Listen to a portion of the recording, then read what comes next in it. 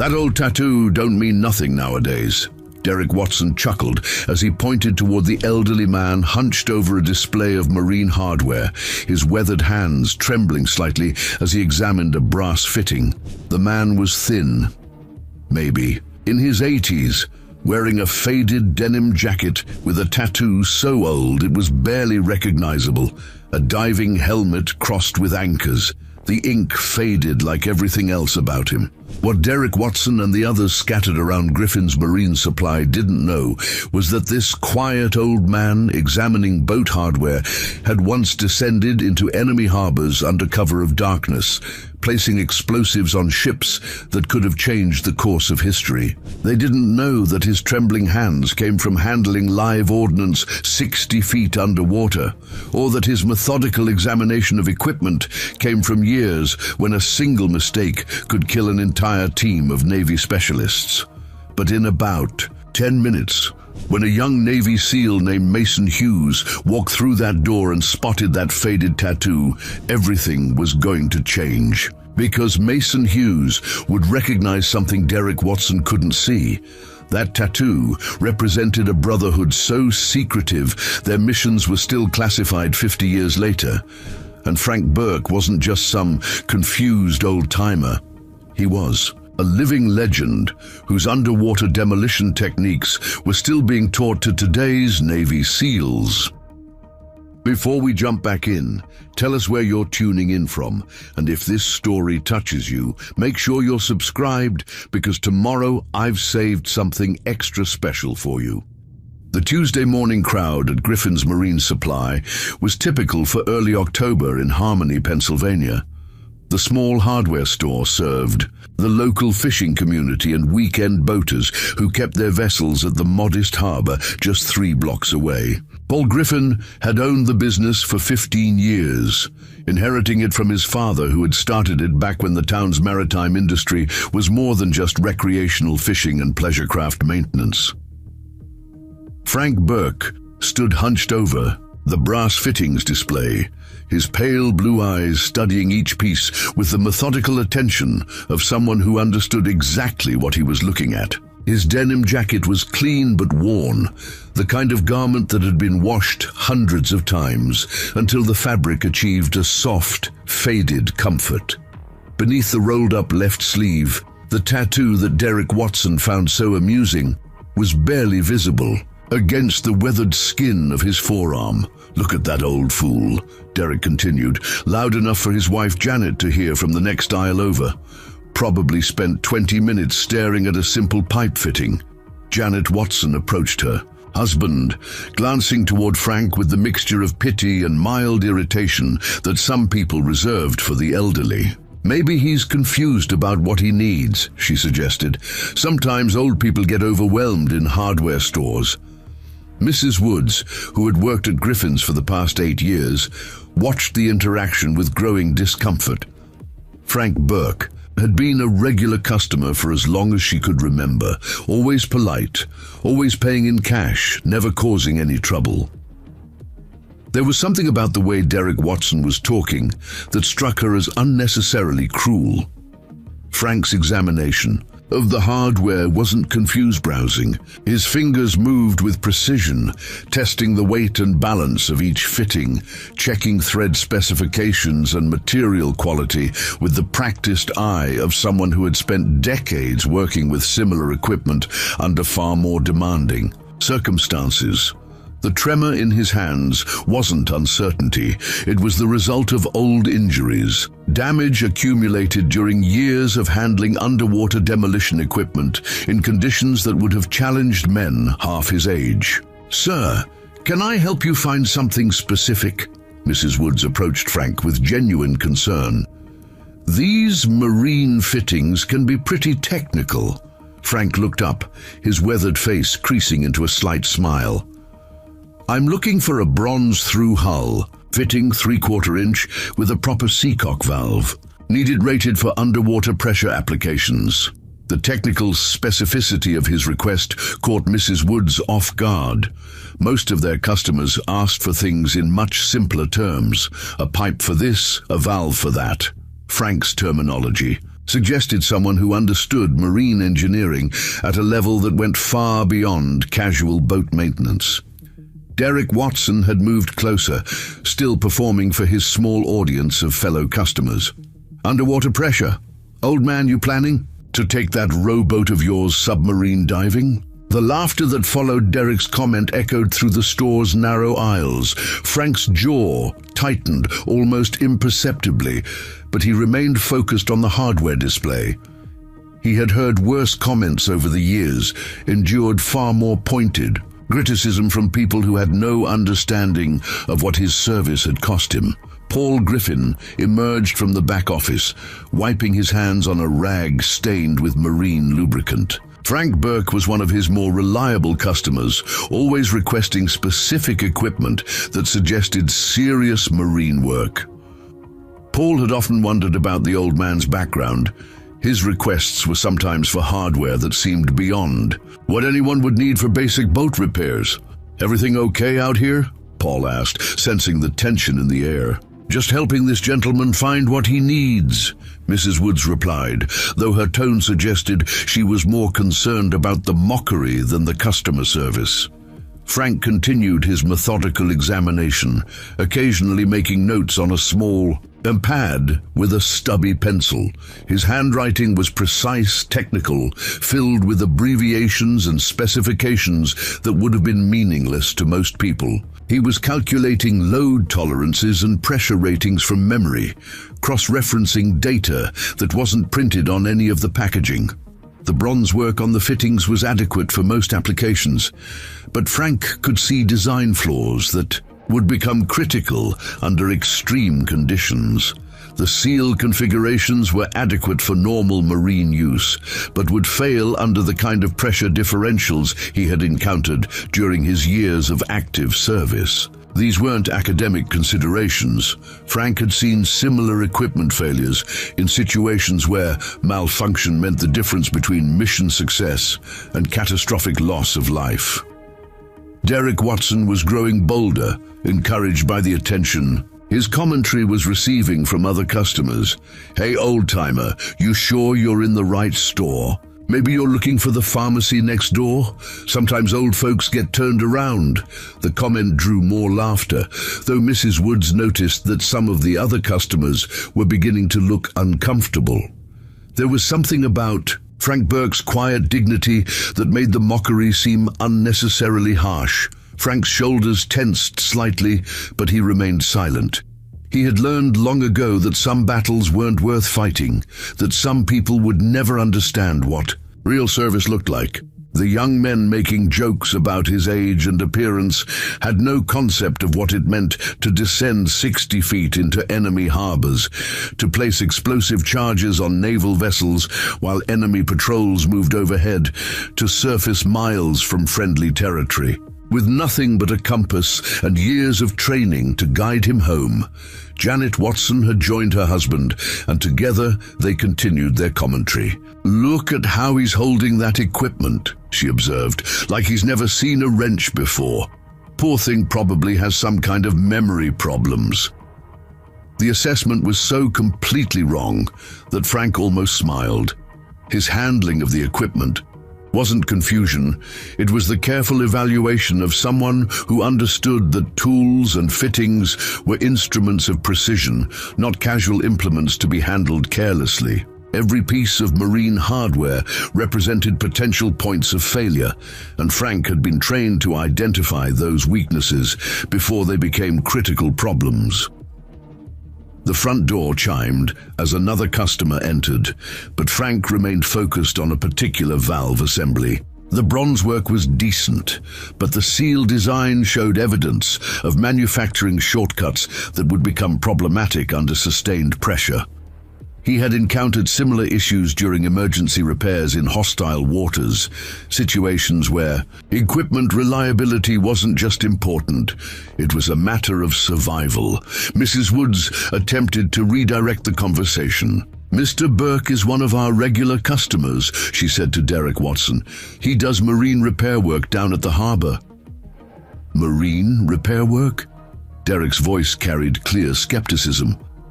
What kind of marine repair work requires underwater pressure? Equipment? Guy probably can't even swim anymore.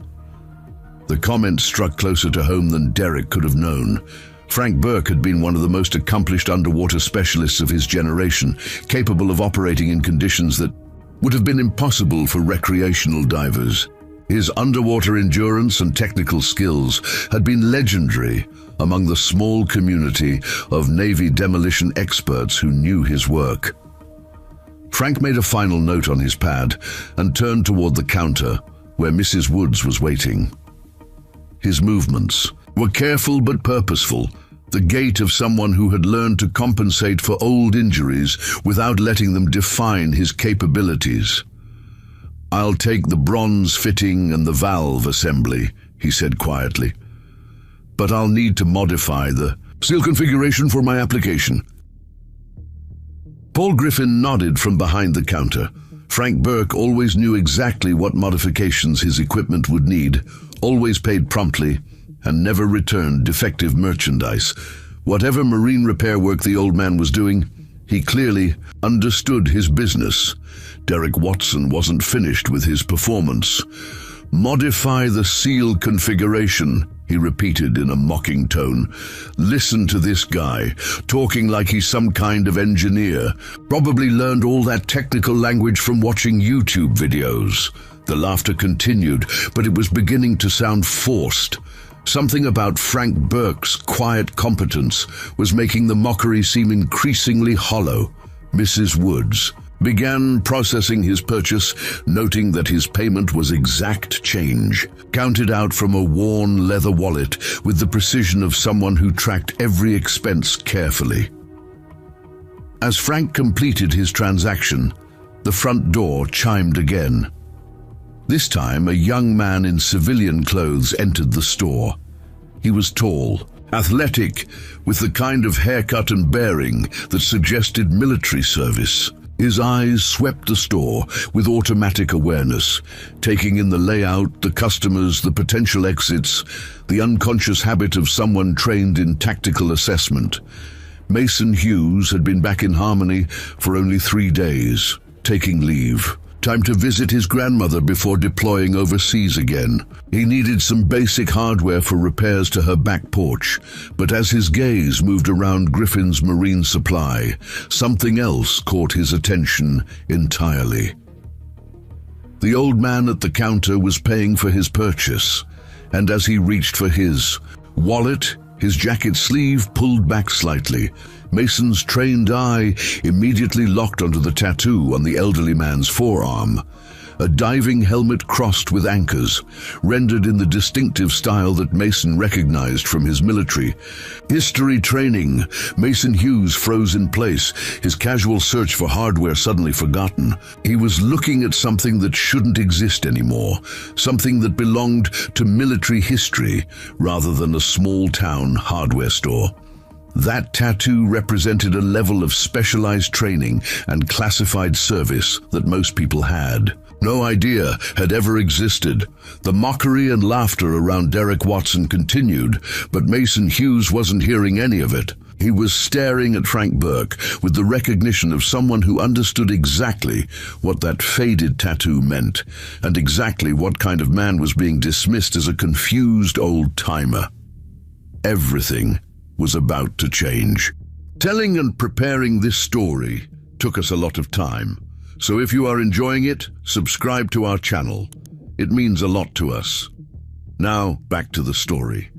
Mason Hughes stood motionless, near the entrance, his military training warring with disbelief. The tattoo on the old man's forearm wasn't just any military insignia, it was the mark of Unit Delta 7, an underwater demolition team so classified that even current SEAL training materials only reference them in coded historical documents. Mason had seen that exact design only once before, in a restricted briefing about Cold War naval operations that officially never happened. Frank Burke finished counting his change with methodical precision, each bill smoothed flat before being returned to his worn leather wallet. The simple transaction had taken on an almost ceremonial quality, performed with the deliberate care of someone who had learned to make every dollar count. His movements were economical, practiced, bearing no resemblance to the confused elderly man that Derek Watson continued describing to anyone within earshot. "Did you see how long it took him to count that money?" Derek's voice carried across the store with theatrical exaggeration. "Probably forgot what he came in here for halfway through shopping." Janet Watson nodded in agreement, her expression mixing pity with irritation. "My grandmother was the same way before we had to put her in the home, just stood there staring at things like she'd never seen them before." Mrs. Woods completed the transaction with Frank, handing him his receipt and the small paper bag containing his purchase. There was something in the elderly man's bearing that commanded respect, a quiet dignity that made the ongoing commentary feel increasingly inappropriate.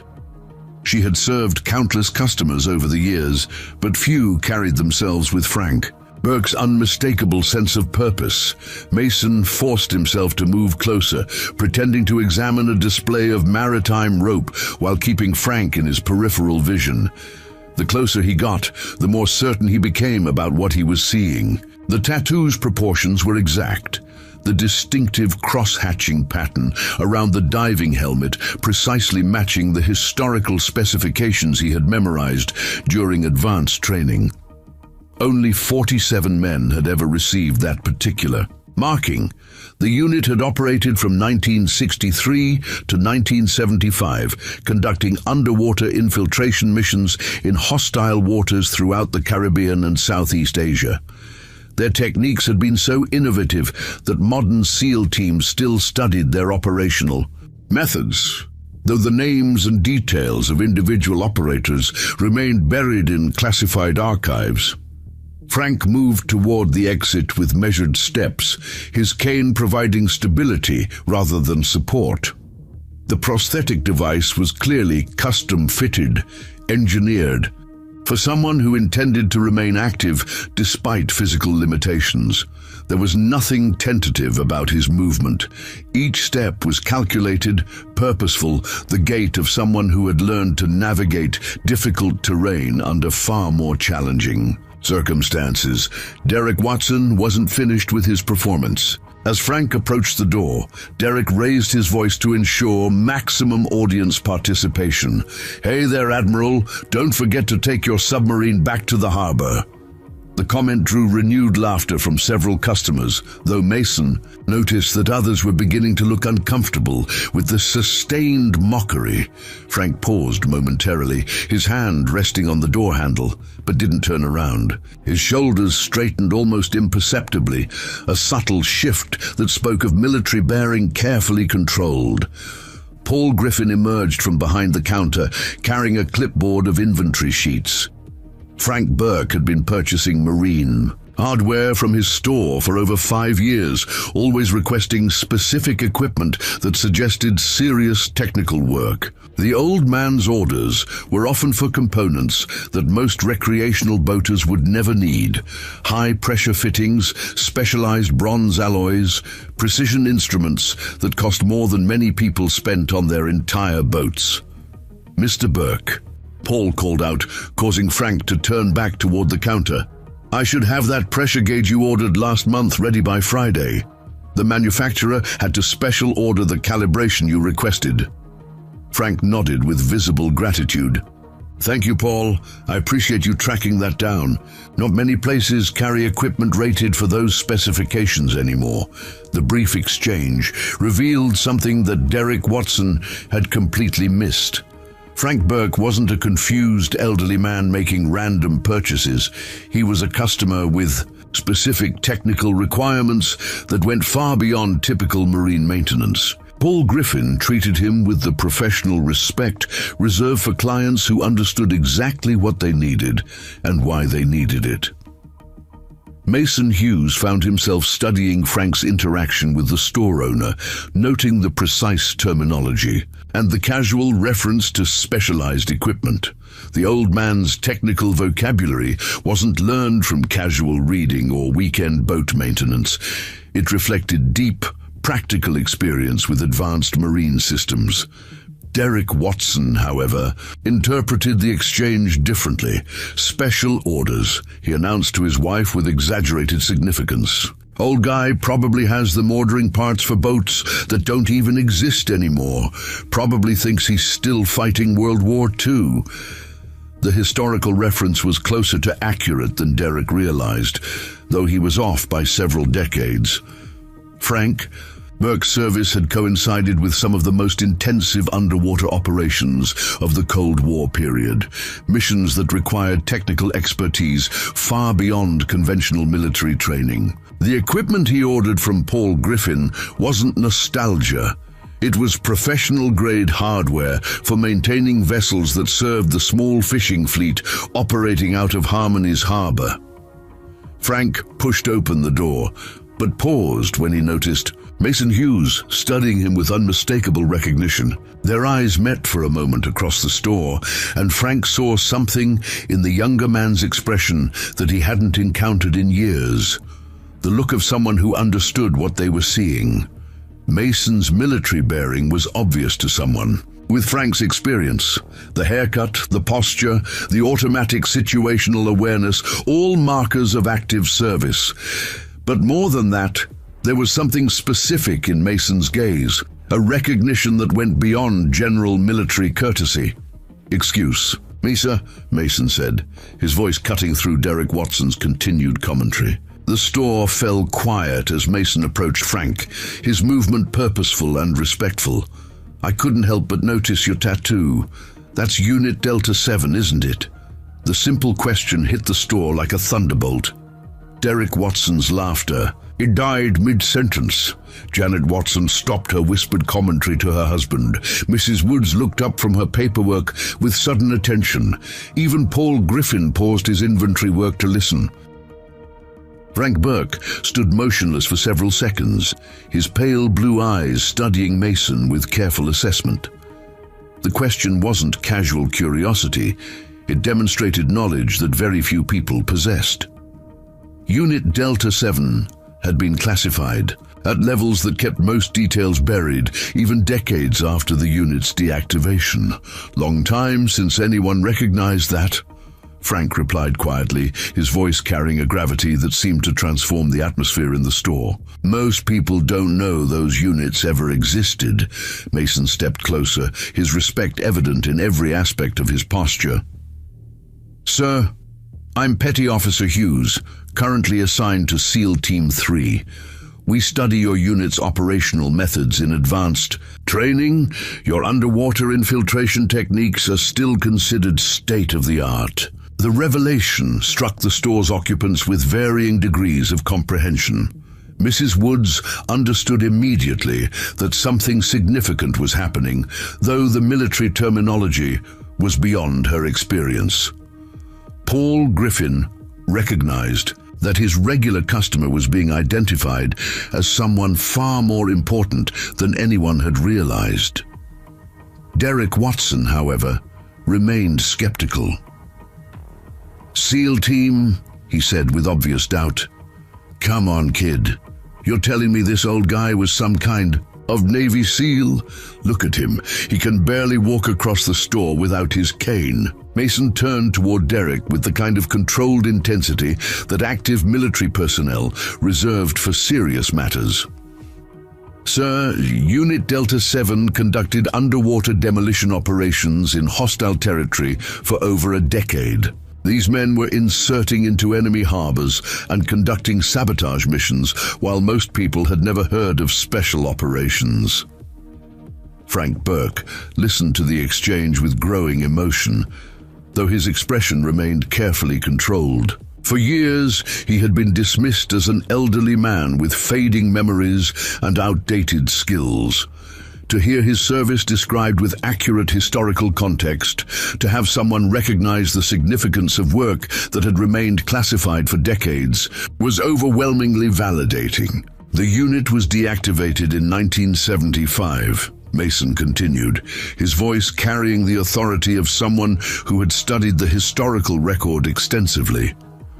Most of their operational details are still classified, but their innovation in underwater demolition and infiltration techniques revolutionized special operations methodology. Derek Watson's skepticism was beginning to waver under the weight of specific historical information, but he wasn't ready to abandon his position entirely. "So you're saying this old man was running around underwater blowing things up? Seriously?" Mason's response was measured but firm. "Sir, I'm saying that the techniques this man helped develop are still saving lives today. Every underwater operation my team conducts uses protocols that were pioneered by Unit Delta 7. Frank Burke had remained silent during the exchange, but the emotional impact was evident in his bearing. His shoulders had straightened, his posture reflecting the military discipline that had never completely faded despite decades of civilian life. The recognition was transforming him from a dismissed elderly man into someone whose service commanded respect. Mrs. Woods approached the group with visible awe. "Mr. Burke, I had no idea. You've been coming in here for years, and we never knew about your military service."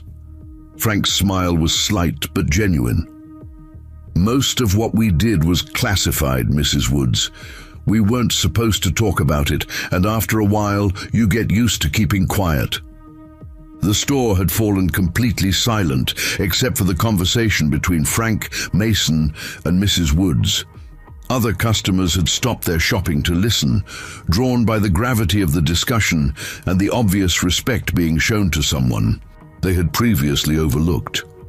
Paul Griffin approached from behind the counter, his expression reflecting a new understanding of his longtime customer. "Mr. Burke, those special orders you place, the high-pressure equipment, the precision instruments, that's professional gear, isn't it?" Frank nodded slowly. "I maintain boats for some of the fishing fleet. Old habits die hard. I like equipment that won't fail when people are depending on it." Mason Hughes understood immediately what Frank wasn't saying. The elderly man wasn't just maintaining fishing boats. He was applying decades of specialized knowledge to ensure that local fishermen had access to the same level of equipment reliability that had once been critical in combat operations. Derek Watson stood in uncomfortable silence, his earlier confidence completely undermined by the developing conversation. The old man he had been mocking was being described as someone whose work had contributed to military history, whose expertise was still relevant to current special operations. Janet Watson had moved closer to her husband, her expression reflecting growing embarrassment about their earlier commentary. The confused old man they had been ridiculing was clearly someone deserving of respect rather than mockery. The transformation in the store's atmosphere was complete. Frank Burke was no longer an elderly customer to be dismissed or pitied.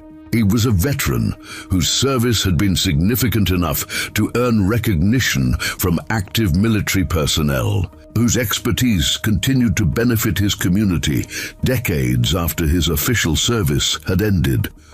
Mason Hughes wasn't finished with his questions, and Frank Burke was beginning to realize that his years of quiet anonymity were about to come to an end. Mason Hughes stepped closer to Frank, his voice dropping to the respectful tone reserved for senior personnel. "Sir, if I may ask, what was your operational designation? I've studied the unit structure, but most individual records remain classified above my clearance level."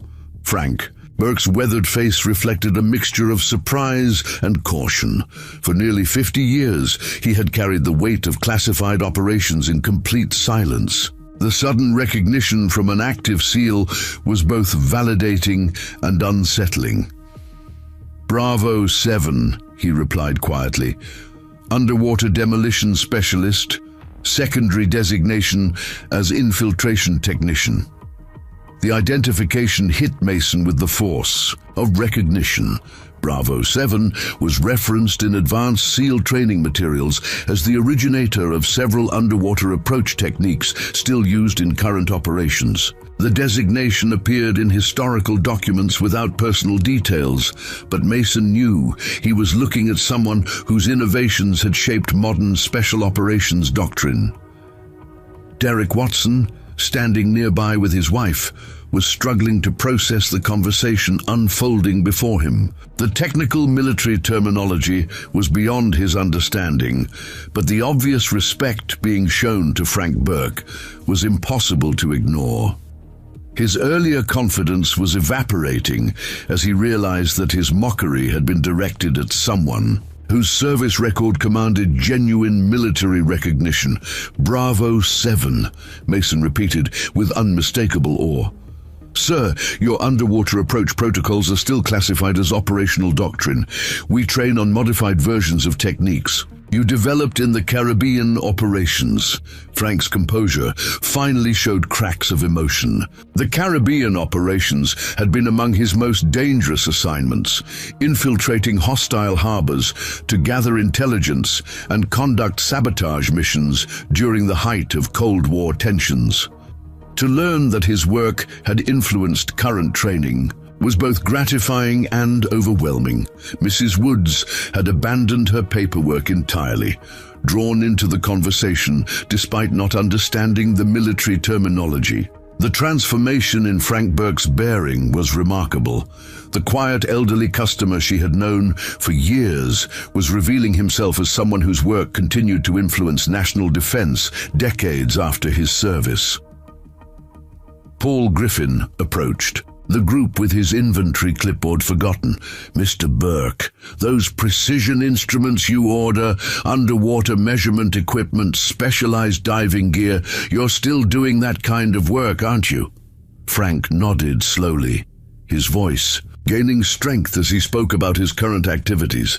I maintain equipment for the fishing fleet here in Harmony. Some of the older boats need underwater hull work, propeller repairs, things that require diving in conditions that can be challenging.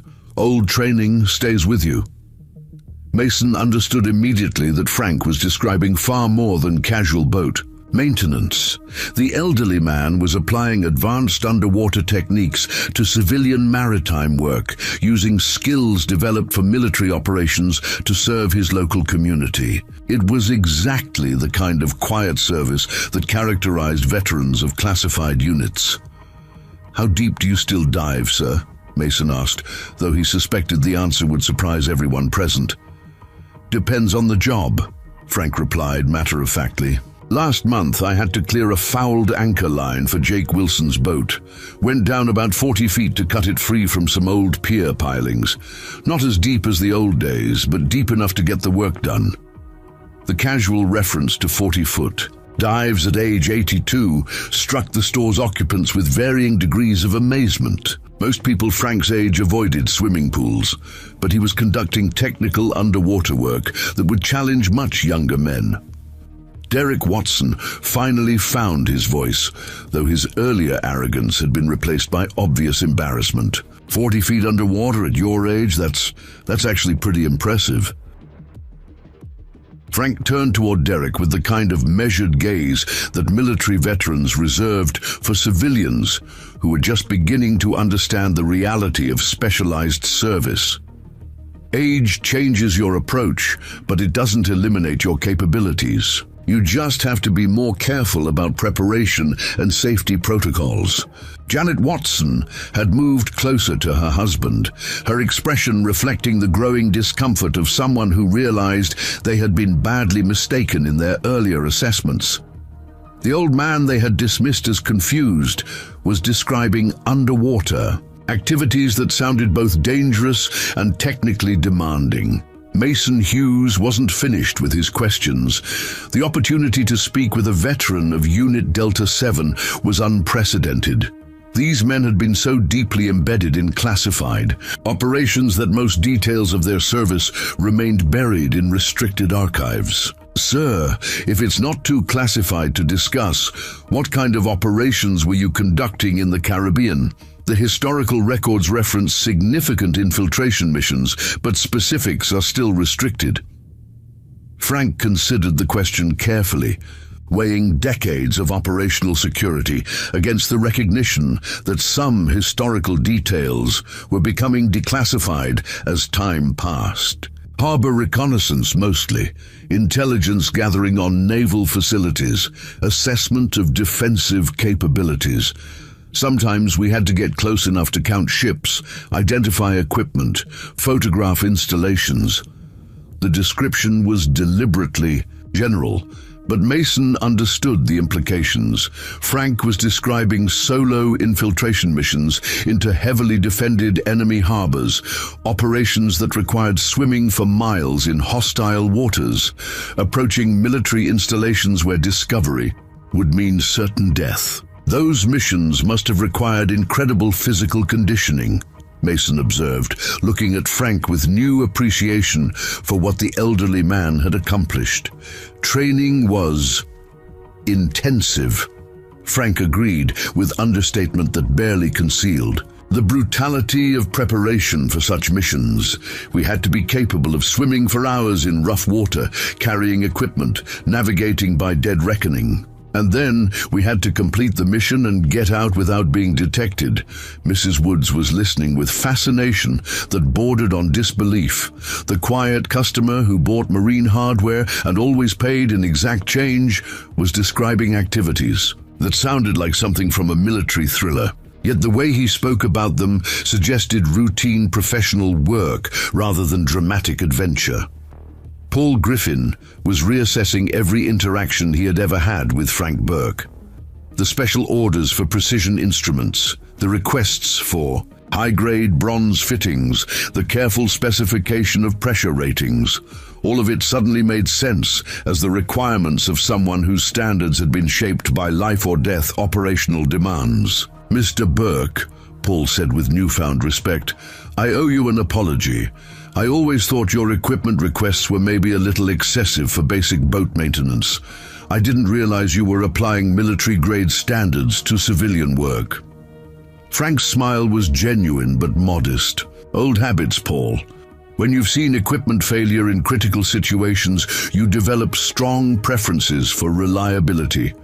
Better to over-engineer a solution than have someone get hurt because of inadequate preparation." Derek Watson was standing in uncomfortable silence, his earlier mockery now seeming not just inappropriate, but actively harmful. The confused old man he had ridiculed was revealed as someone whose expertise and experience far exceeded anything Derek could comprehend. "Mason." Hughes continued his questioning, driven by professional curiosity and genuine respect. "Sir, are you familiar with current SEAL training protocols? I'd be honored to know if there are aspects of modern training that could benefit from your operational experience." The question touched on something that Frank had been thinking about. For years, modern special operations had advanced significantly since his active service, but some fundamental principles remained unchanged. The physical and mental demands of underwater infiltration, the necessity of absolute reliability in equipment and technique, the critical importance of thorough preparation. These elements were timeless.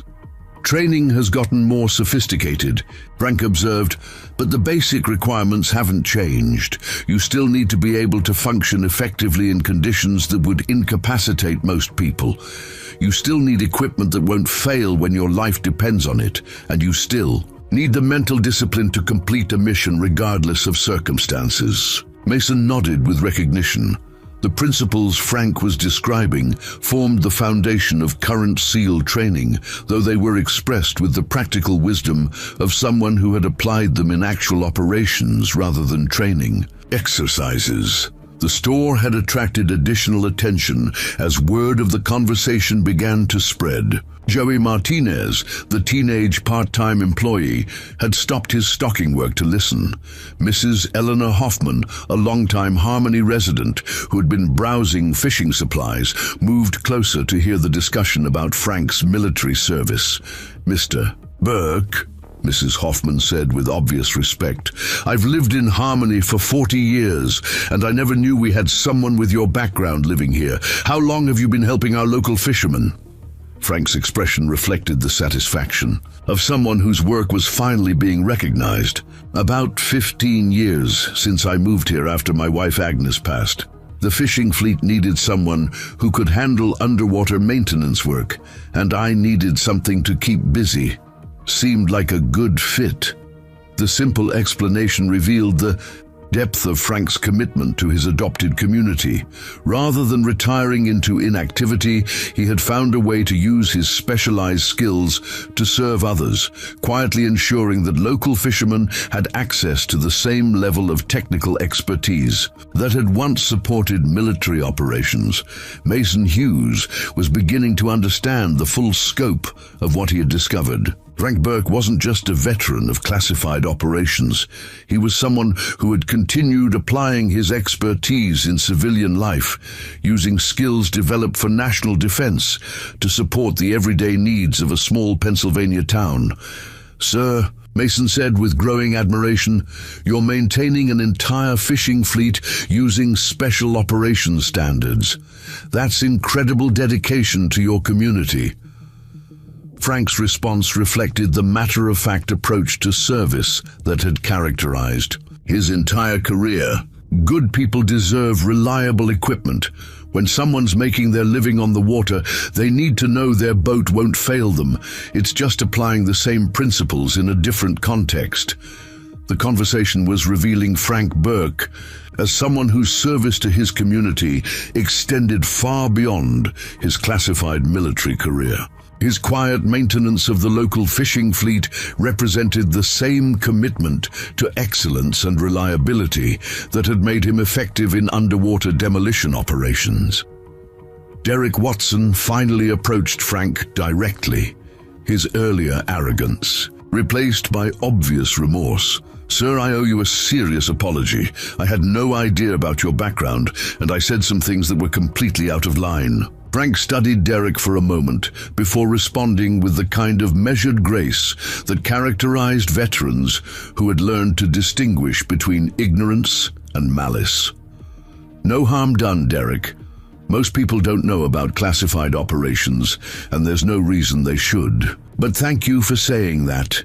The exchange represented more than just personal reconciliation. It demonstrated the transformation that was beginning to spread through Griffin's Marine Supply, as Frank Burke's true story emerged from decades of deliberate anonymity. Mason Hughes realized that he was witnessing something historically significant, the recognition of a veteran whose contributions had remained hidden for half a century, whose expertise continued to serve his community long after his official military service had ended. The afternoon sun slanted through Griffin's Marine Supply windows as word of Frank Burke's military background began spreading through the small store. Joey Martinez had quietly texted several friends about the incredible conversation he was witnessing, and Mrs. Eleanor Hoffman was already planning to share the story with her neighbors. The quiet revelation was transforming into something larger than anyone had anticipated. Mason Hughes pulled out his phone, scrolling through official Navy historical databases that were accessible to active personnel. "Sir, would you mind if I verified your service record through official channels? Not because I doubt what you're telling me, but because this kind of historical documentation is important for preserving unit legacy." Frank considered the request carefully. Decades of operational security had conditioned him to avoid official attention, but he recognized that times had changed. Many Cold War operations were being declassified as historical documents rather than active intelligence concerns. "Some of it will still be classified," Frank warned, "but basic service records should be accessible now. Service dates, unit assignments, general operational areas. The specific mission details might take higher clearance to access."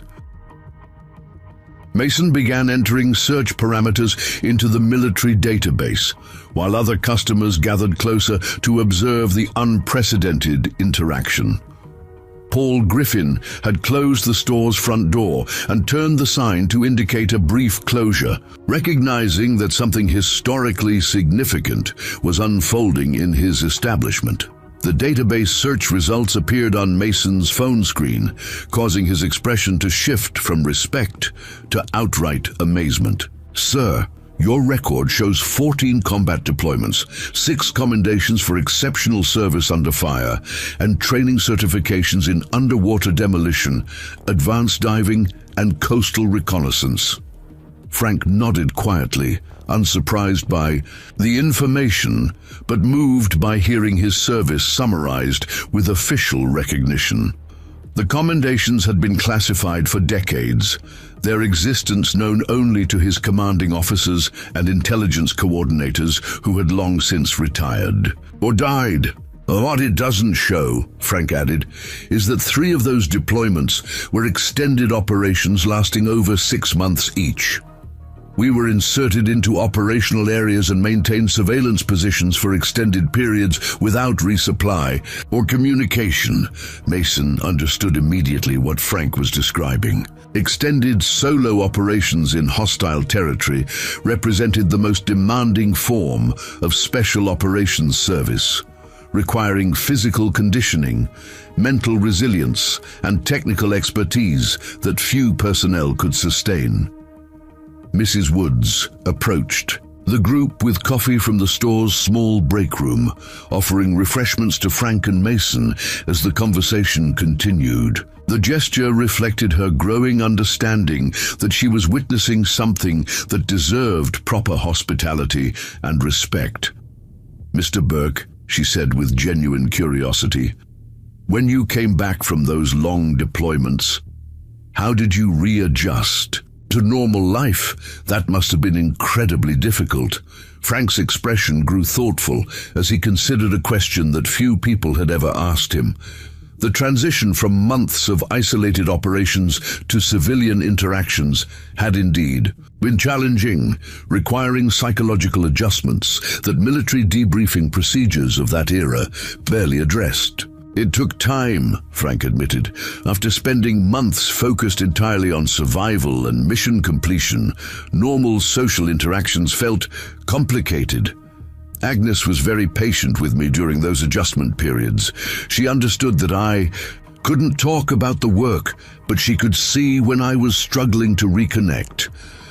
The mention of his late wife brought a visible softness to Frank's demeanor, revealing the personal cost of classified service that official records could never capture.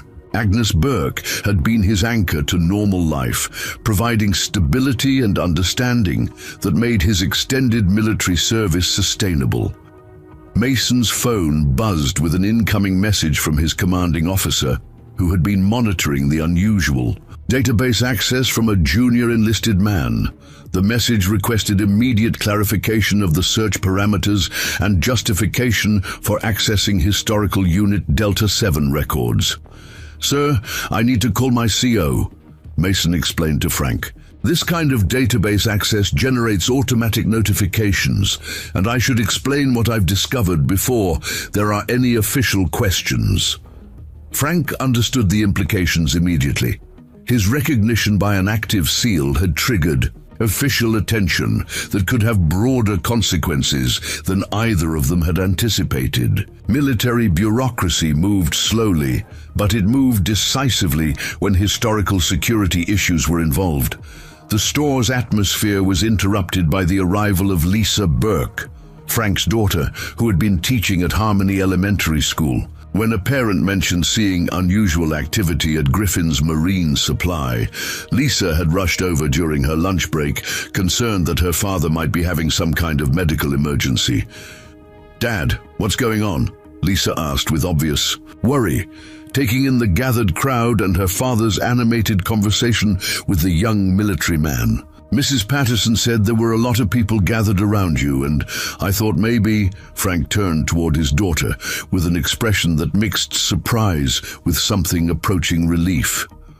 Lisa had arrived, just as his decades of secrecy were finally being acknowledged, creating an opportunity for family reconciliation that had seemed impossible just hours earlier. "Lisa, this is Petty Officer Hughes," Frank said, his voice carrying a formality that suggested the introduction was significant. He recognized my service tattoo and asked about my Navy background.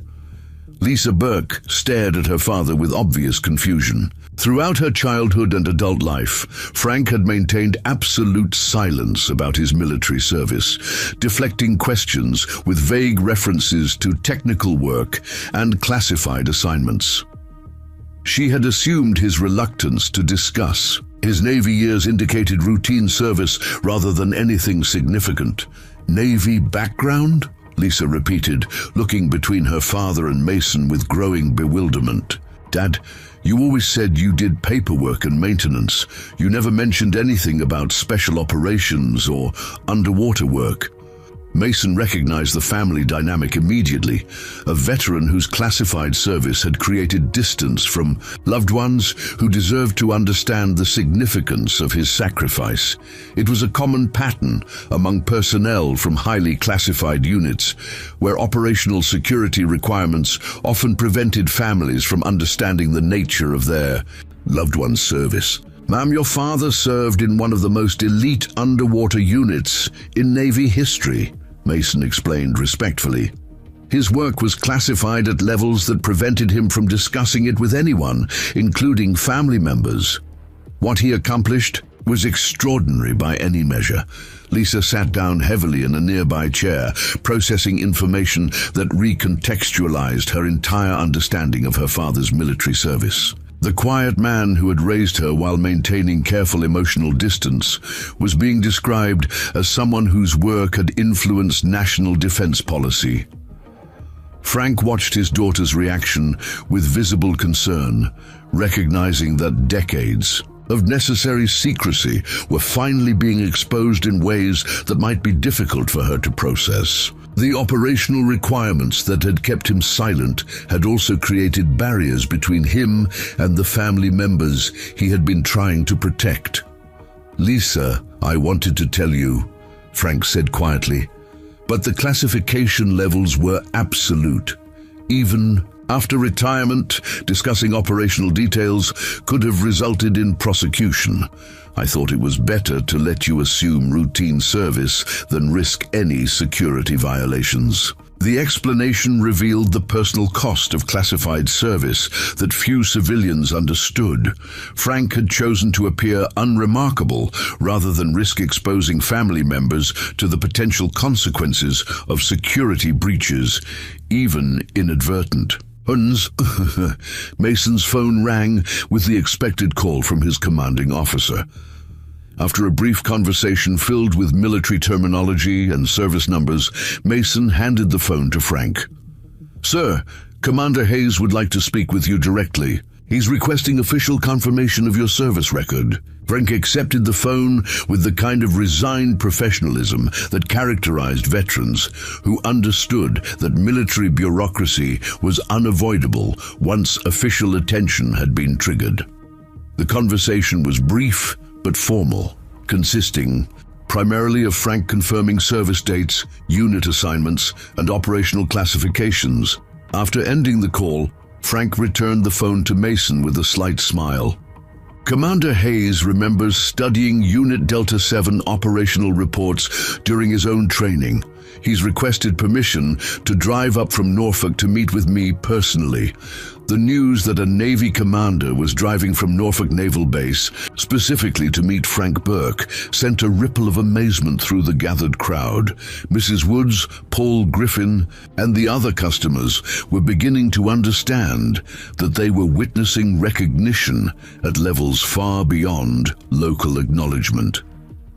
Lisa Burke was struggling to reconcile the father she had known with the military figure being described by Mason, and now recognized by active Navy personnel. "Dad, why didn't you ever tell me any of this?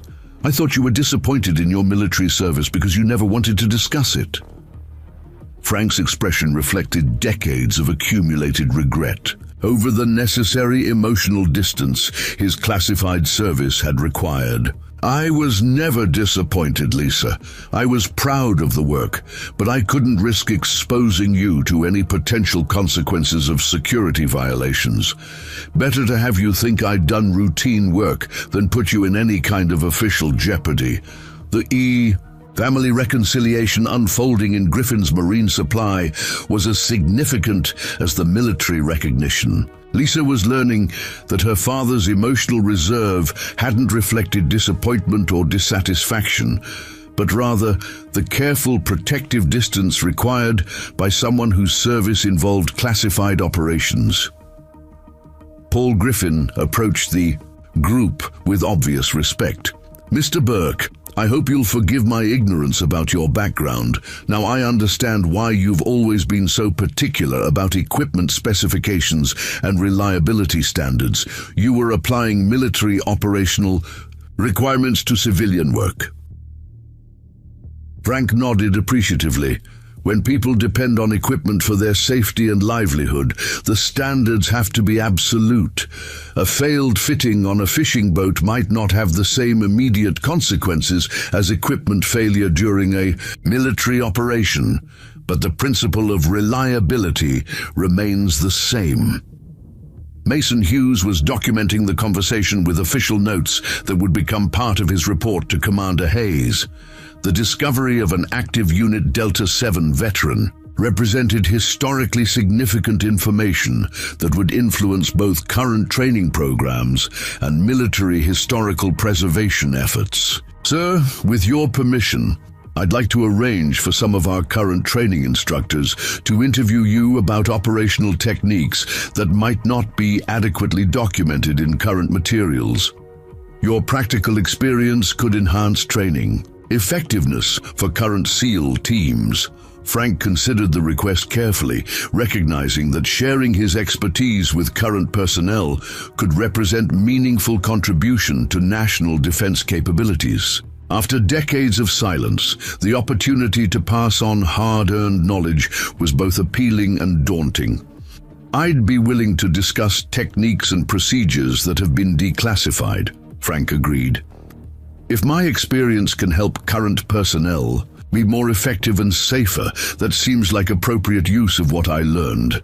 The store fell quiet as the implications of Frank's agreement settled on the gathered audience. They were witnessing not just historical recognition, but the beginning of active consultation between a Cold War veteran and current military personnel, a transfer of knowledge across generations of special operations service.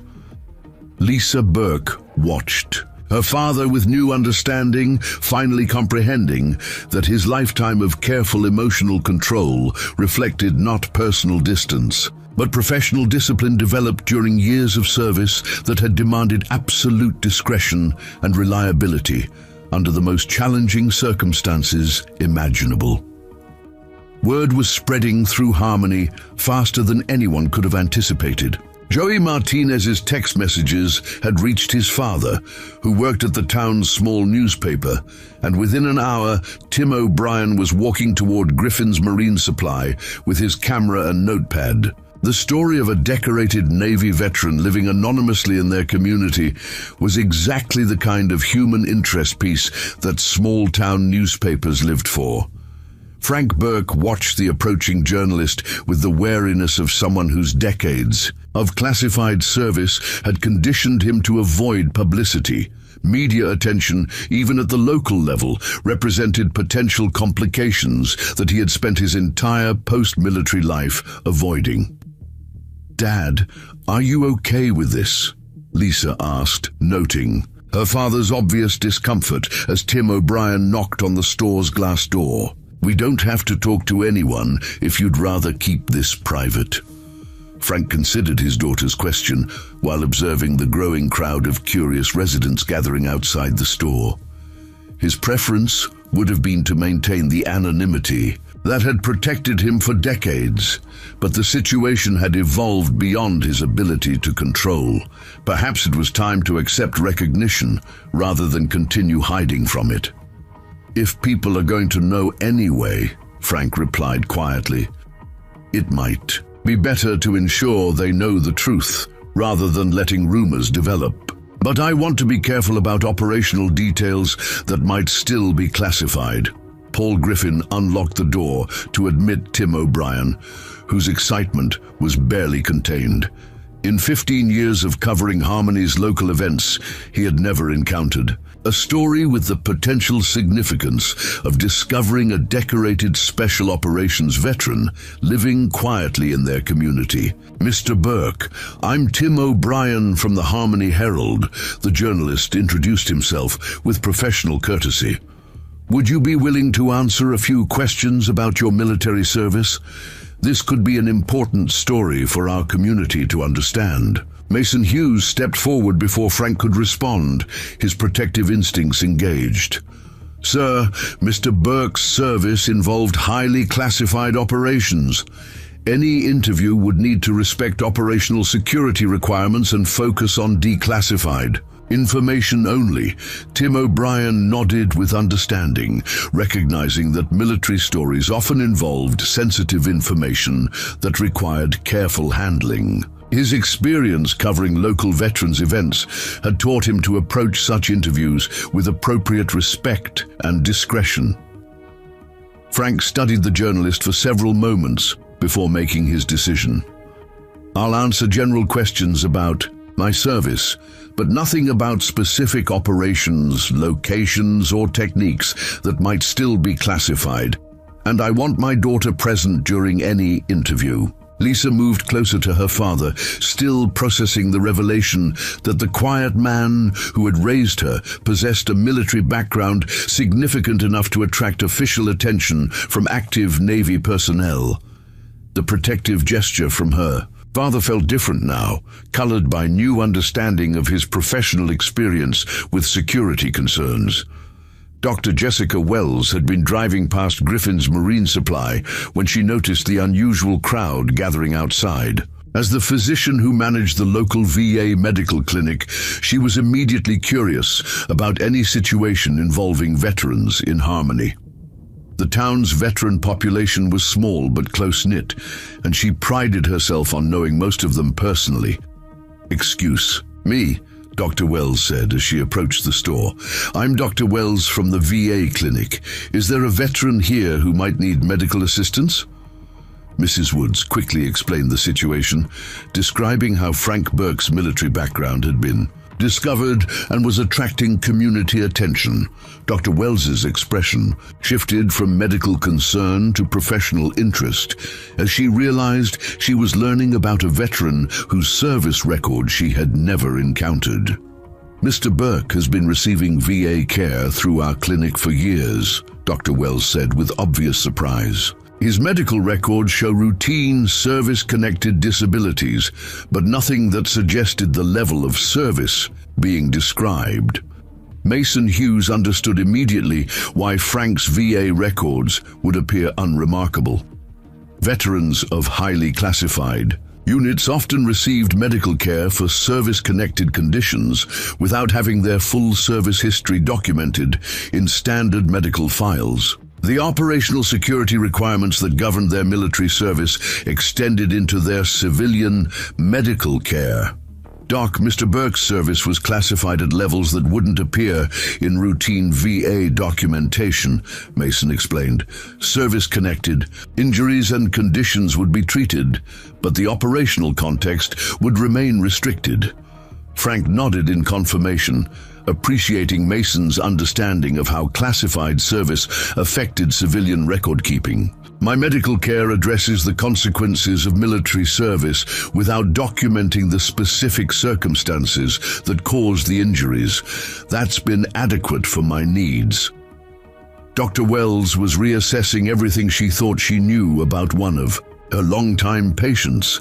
Frank Burke had always been cooperative and straightforward about his medical history, but she was realizing that his clinical descriptions of old injuries had been carefully edited to remove operational context. The store's phone rang with increasing frequency as news of the gathering spread through Harmony's networks. Paul Griffin found himself explaining the situation to curious callers, many of whom were expressing interest in meeting the decorated veteran who had been living anonymously in their community.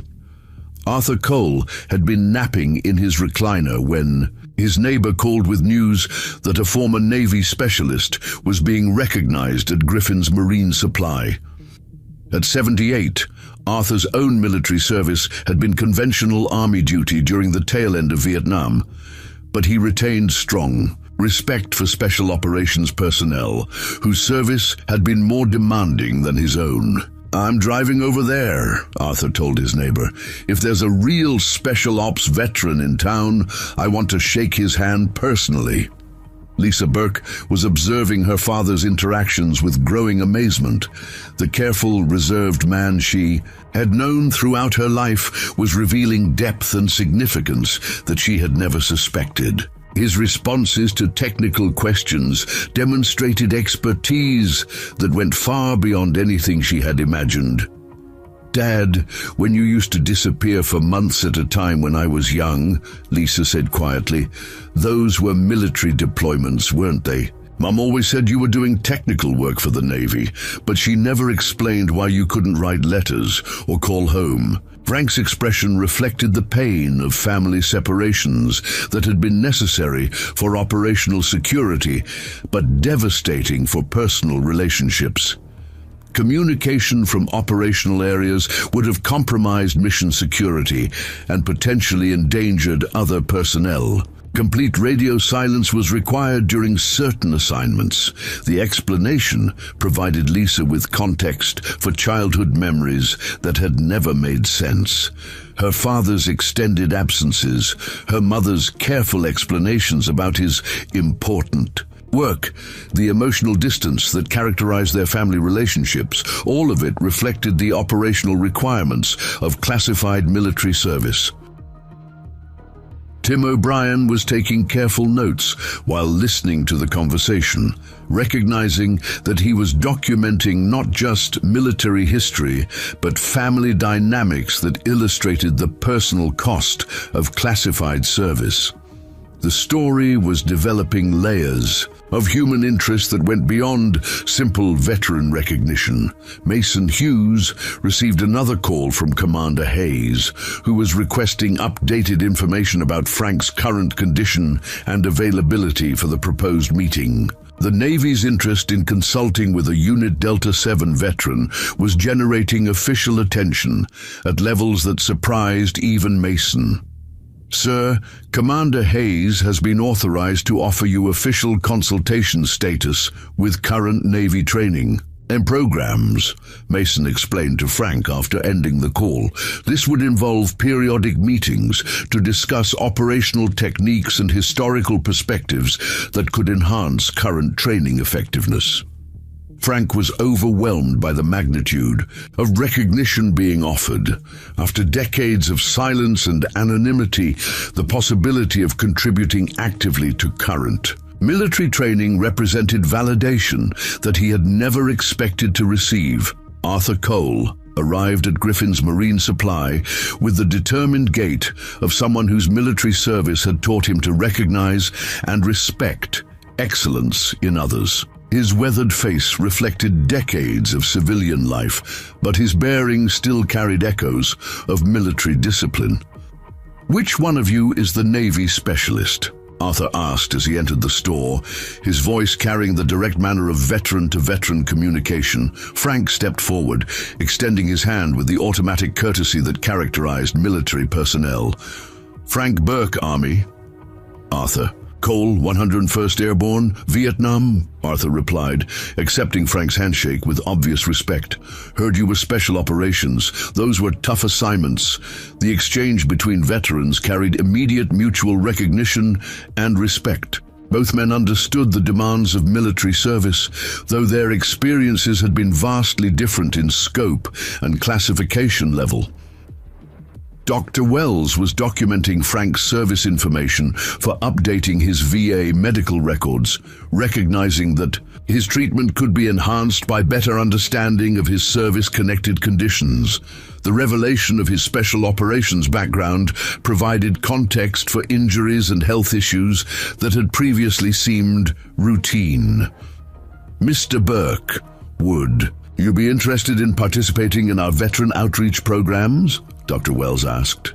Your experience could provide valuable perspective for other veterans who are struggling with service-related adjustment issues. Frank considered the offer carefully, recognizing that sharing his experience could benefit other veterans while allowing him to contribute meaningfully to his community. The isolation that had characterized his post-military life was giving way to opportunities for engagement that he had never anticipated. Lisa Burke was watching her father's transformation with emotional complexity. The recognition he was receiving validated a lifetime of service that she had never understood, but it also highlighted decades of family distance that could have been avoided if operational security requirements had been less restrictive. Dad, I'm proud of what you accomplished, Lisa said with obvious emotion, but I'm also sad that you had to carry it alone for so long. Mom knew, didn't she? She understood what you couldn't tell us? Frank's expression softened as he remembered his late wife's unwavering support during the difficult years when operational security prevented him from sharing the reality of his military service with his family. Agnes knew enough to understand that my work was important and dangerous, Frank replied quietly. She never asked for details that I couldn't provide, but she supported me through everything. That kind of understanding was rare and precious. The gathering at Griffin's Marine Supply was evolving into something approaching a community event. Mrs. Eleanor Hoffman had arrived with several neighbors, drawn by curiosity about the veteran whose background was generating such unusual attention. The small store was reaching capacity as more residents learned about the situation. Paul Griffin was considering moving the gathering to a larger venue when Mayor Janet Fisher arrived, having been notified by her office about the unusual activity. As Harmony's mayor, she recognized the potential significance of discovering a decorated veteran whose service could enhance the community's understanding of military history. The recognition that had begun with Mason, Hughes's identification of Frank's tattoo, was expanding into comprehensive community acknowledgement that would transform Frank Burke's carefully maintained anonymity into public celebration of service that had remained hidden for nearly 50 years. Mayor Janet Fisher stepped through the crowded doorway of Griffin's Marine Supply with the practiced composure of someone accustomed to managing unexpected municipal situations. At 60, she had served as Harmony's mayor for 8 years, but nothing in her experience had prepared her for discovering that one of her constituents possessed a military background significant enough to attract attention from active Navy and personnel. Mr. Burke, Mayor Fisher said as she approached Frank with obvious respect, I understand we've been fortunate to have a decorated Navy veteran living in our community without realizing the extent of your service. On behalf of Harmony, I want to express our gratitude and ask how we might properly acknowledge your contributions. Frank shifted uncomfortably under the mayor's formal attention, decades of ingrained preference for anonymity making him wary of official recognition. His military service had been conducted in shadows and silence, and the sudden transition to public acknowledgement felt both validating and overwhelming. Mayor Fisher, I appreciate the sentiment, but I've been content with things as they were, Frank replied carefully. I never sought recognition for military service, and I'm not sure I'm comfortable with public attention now. Lisa Burke watched, her father's response with new understanding of his lifelong reluctance to accept praise or acknowledgement. The man she had sometimes interpreted as emotionally distant was revealing himself as someone whose professional conditioning had taught him to avoid attention that might compromise operational security. Arthur Cole nodded approvingly at Frank's Response: recognizing the characteristic humility of veterans whose service had been more significant than they were comfortable discussing. That's exactly the kind of attitude you'd expect from special operations personnel, Arthur observed to Mayor Fisher. The best ones never wanted publicity. Tim O'Brien was documenting the interaction while being careful to respect Frank's obvious discomfort with formal attention. The journalist understood that the story's human interest value lay not just in Frank's military service, but in his decades of quiet community contribution without seeking acknowledgement. The store's atmosphere was disrupted by the arrival of Jake Wilson, the local fisherman whose fouled anchor line Frank had cleared just weeks earlier. Jake had heard about the gathering through Harmony's informal communication network and driven directly from the harbor to see what was happening. "Frankie Burke," Jake called out as he squeezed through the crowded store. "What's all this fuss? About someone said you were some kind of war hero or something." Frank's expression brightened at Jake's casual manner, appreciating the fisherman's straightforward approach that contrasted sharply with the formal recognition he was receiving from others. Jake Wilson represented the kind of unpretentious relationship that Frank had valued throughout his civilian life. "Just some folks found out about my Navy service, Jake," Frank replied with obvious relief at discussing the situation in simple terms. "Nothing that changes anything between us." Jake Wilson studied Frank with the practical assessment of someone whose livelihood depended on evaluating people accurately. "Well, I don't know about Navy service, but I know you saved my boat last month when that anchor line got fouled. Went down 40 feet in water, so murky I couldn't see my own hand. That took serious skills." Mason Hughes stepped closer to Jake Wilson, recognizing an opportunity to learn more about Frank's current application of his underwater expertise. "Sir, could you describe what Mr. Burke did to help your boat? I'm interested in understanding how he's applying his military training to civilian situations." Jake's description was matter-of-fact, but revealed technical complexity that impressed the gathering audience. "My anchor line got tangled around some old pier pilings from when they tore down the old dock. Current was running strong. Visibility was maybe 2 feet, and the water was cold enough to put most people into shock. Frankie went down with just basic scuba gear and cleared the whole mess in about 20 minutes. Dr. Wells was taking notes on Jake's account, recognizing that Frank's underwater work represented far more demanding activity than most people his age could safely undertake. "Mr. Burke, are you maintaining current diving certifications? The work Mr. Wilson is describing requires advanced technical skills." Frank nodded, though his expression suggested he considered the question somewhat unnecessary. "I maintain my certifications through the Commercial Diving Association. The work requires it, and I don't take safety shortcuts when other people are depending on the results." The response revealed another layer of Frank's post-military discipline. Rather than relying solely on military training from decades past, he had pursued civilian certifications that ensured his underwater work met current safety standards and technical requirements. Paul Griffin was beginning to understand the full scope of Frank's community contributions. "Mr. Burke, how many boat owners have you helped over the years? I'm starting to realize that half the fishing fleet probably owes you for underwater repairs." Frank's modest shrug suggested that he considered the question unimportant, but Jake Wilson was eager to provide details that Frank would never volunteer himself. "Hell, Paul, Frankie's probably worked on every boat in the harbor at least once.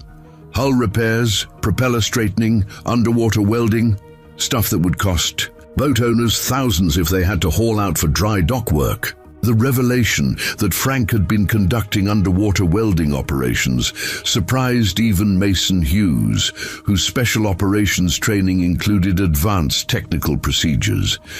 Underwater welding required expertise that went far beyond basic diving skills, involving specialized equipment and techniques that few civilian divers mastered.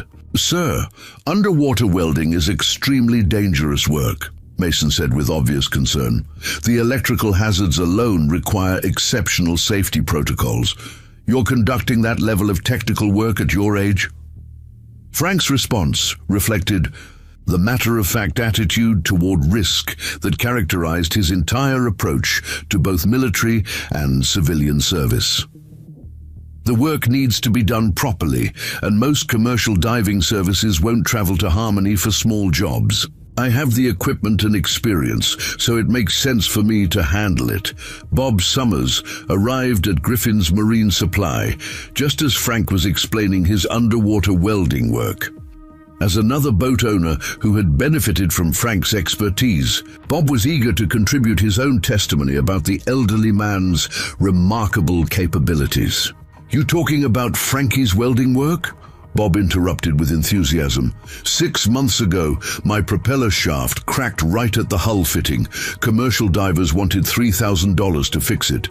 Frankie went down with his welding a gear and repaired it for the cost of materials. Saved my whole fishing season." Mayor Fisher was documenting the growing list of Frank's community contributions, recognizing that his quiet service to local boat owners represented significant economic impact that had gone completely unrecognized. "Mr. Burke, it sounds like you've been providing essential services to our maritime community for years.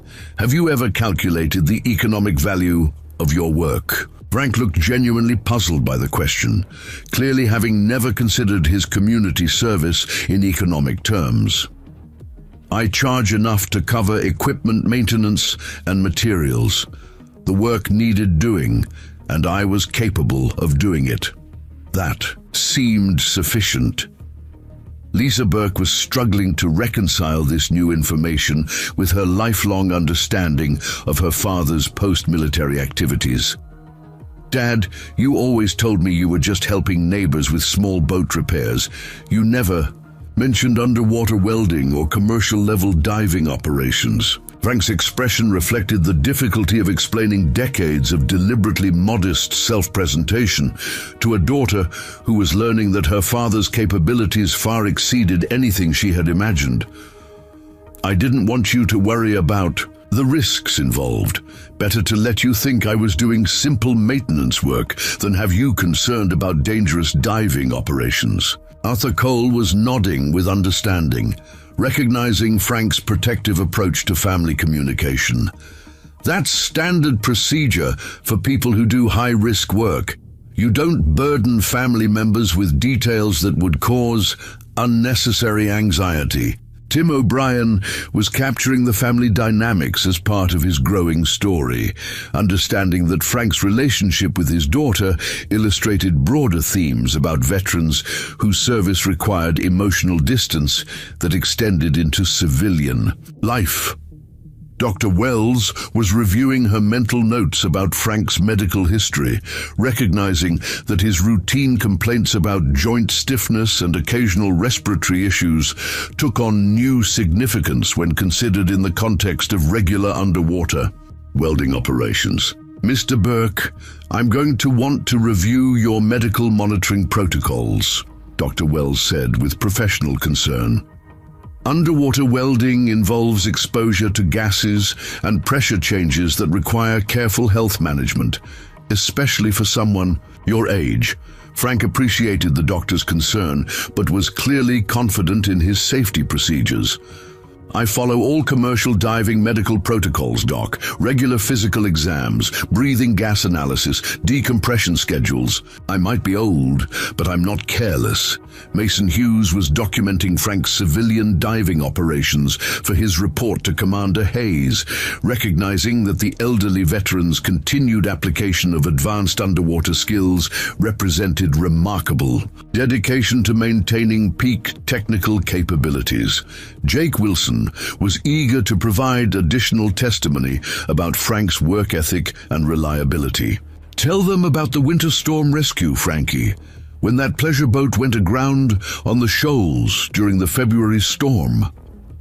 Frank's expression suggested reluctance to discuss the incident, but Mayor Fisher was clearly interested in hearing details that might further illustrate his community contributions. "Please, Mr. Burke, if you assisted in a rescue operation, that's exactly the kind of service our community should know about." Frank's description of the rescue was characteristically understated but revealed extraordinary skill and courage. A 30-foot cabin cruiser got pushed onto the shoals during a winter storm. Coast Guard couldn't get close enough to help because of the shallow water and high winds. I went out in my workboat and dove to assess the hull damage, then guided them off the shoals during the next high tide. The casual description masked what Jake Wilson was eager to clarify for the audience. Frankie went out in 40-knot winds and 6-foot seas to dive on a grounded boat that was getting pounded by waves. Water temperature was maybe 38 degrees. Most people wouldn't even leave the dock in those conditions. Lisa Burke was staring at her father with a mixture of pride and concern, finally understanding that his small boat repairs had included life-threatening rescue operations that he had never mentioned to his family. Mayor Fisher was taking detailed notes, recognizing that Frank's rescue work represented heroic civilian service that deserved official acknowledgement regardless of his military background. "Mr. Burke, did you receive any recognition for that rescue? Coast Guard commendation? Local emergency services acknowledgement?" Frank shook his head with typical modesty. "The boat owners sent a thank you card. That was sufficient recognition for doing what needed to be done." The gathering at Griffin's Marine Supply was revealing Frank Burke as someone whose pattern of exceptional service had continued seamlessly from military operations to civilian community contribution, maintaining the same standards of excellence and reliability that had characterized his classified Navy career. Arthur Cole summarized what everyone was beginning to understand. "This man has been living among us like a guardian angel, handling emergencies and technical challenges that most people couldn't even attempt. We've been blessed to have him without realizing it." Mason Hughes realized that he was documenting not just historical military service, but ongoing heroism that demonstrated how special operations personnel could continue serving their communities long after their official military careers ended. The rumble of a military vehicle pulling into Griffin's Marine Supply parking lot caused Mason Hughes to straighten with automatic recognition. Through the store's front window, a Navy staff car was visible, its official markings and military license plates immediately identifiable to anyone with service experience. Commander Robert Hayes had arrived from Norfolk Naval Base, making the 3-hour drive in response to Mason's discovery of a living Unit Delta 7 veteran. Frank Burke watched the arrival with mixed emotions, understanding that his decades of carefully maintained anonymity were ending permanently. Official Navy attention represented validation that he had never expected, but it also meant accepting a level of recognition that went against every instinct developed during years of classified operations. The store fell silent as Commander Hayes entered, his dress uniform commanding immediate respect from both military and civilian personnel present. At 55, Hayes carried himself with the bearing of someone whose career had been built on understanding the historical foundations of modern special operations. "Mr. Burke," Commander Hayes said as he approached Frank with obvious reverence. "I'm Commander Hayes from Norfolk. It's an extraordinary honor to meet you, sir. Your operational innovations are still fundamental to our current training protocols." Frank accepted the commander's handshake with visible emotion, recognizing that he was receiving acknowledgement from someone who understood the technical and historical significance of his service. "Commander, I'm surprised that any of that old work is still relevant to current operations." Hayes's response revealed the depth of research he had conducted during the drive from Norfolk. Sir, your underwater infiltration techniques from the Caribbean operations are case studies in our advanced training programs. The precision navigation methods you developed for extended-range solo missions are still considered state-of-the-art. Lisa Burke was listening to the exchange with growing amazement, learning details about her father's military service that provided context for capabilities she was still discovering. The technical terminology suggested expertise that went far beyond anything she had imagined possible. Mayor Fisher recognized that Commander Hayes' presence elevated the situation to levels of official significance that required careful municipal handling. Commander, would the Navy be interested in partnering with Harmony to provide appropriate recognition for Mr. Burke's service? We want to ensure any community acknowledgement meets military standards.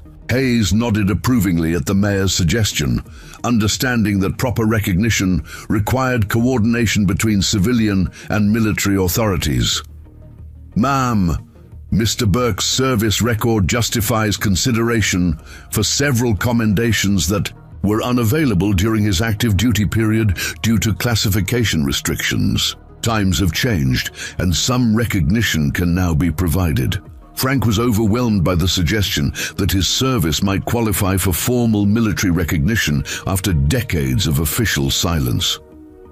Commander, I never expected any commendations. The work was its own reward, and knowing it contributed to mission success was sufficient. The characteristic humility of Frank's response prompted Arthur Cole to step forward with veteran-to-veteran directness. Frankie, sometimes you have to accept recognition not for yourself, but for all the others who served in similar circumstances. Your story represents a lot of silent heroes. Tim O'Brien was documenting the interaction while recognizing that his local newspaper story was developing into something with potential national significance. A decorated special operations veteran receiving long overdue recognition represented exactly the kind of human interest story that resonated with audiences far beyond small-town boundaries. Commander Hayes was carrying a leather portfolio containing historical documents that he had retrieved from classified archives during his preparation for the meeting. Mr. Burke, I have declassified operational summaries that I'm authorized to share with you. Some of your mission reports have been used as training materials for decades without your knowledge. Frank's hands trembled slightly as he accepted the portfolio, understanding that he was about to read official documentation of operations that had remained secret for nearly 50 years. The psychological impact of seeing his work acknowledged in official military records was profound. The store's atmosphere grew expectant as Frank opened the portfolio and began reading documents that summarized missions he had conducted as a young man in dangerous waters far from home. His expressions shifted between pride, sadness, and amazement as he encountered official recognition of work that had shaped his entire adult life. Operation Caribbean Shield, Frank read aloud from one document, his voice carrying decades of accumulated emotion. Underwater reconnaissance and sabotage mission conducted by Unit Delta 7 operative Bravo 7. Mission success enabled strategic intelligence gathering that influenced naval policy for the following decade. Mason Hughes was taking notes for his official report, recognizing that he was witnessing historically significant documentation that connected Cold War operations to current military capabilities. Frank's reactions to reading his own mission summaries provided human context for military history that was typically recorded without emotional content. Lisa Burke moved closer to her father, offering silent support as he processed official validation of service that had remained unacknowledged throughout her lifetime. The documents represented not just military history, but family history that had been hidden by classification requirements. Commander Hayes was prepared to discuss specific technical innovations that Frank had contributed to special operations methodology. Sir, your development of extended-range underwater navigation using dead reckoning techniques is still taught as advanced coursework. How did you develop such precise positioning methods without electronic assistance? Frank's response revealed the depth of training and experience that had made him effective in solo operations conducted under the most challenging conditions imaginable. Navigation in hostile waters required combining multiple reference points: water temperature, current patterns, bottom composition, even subtle changes in marine life behavior.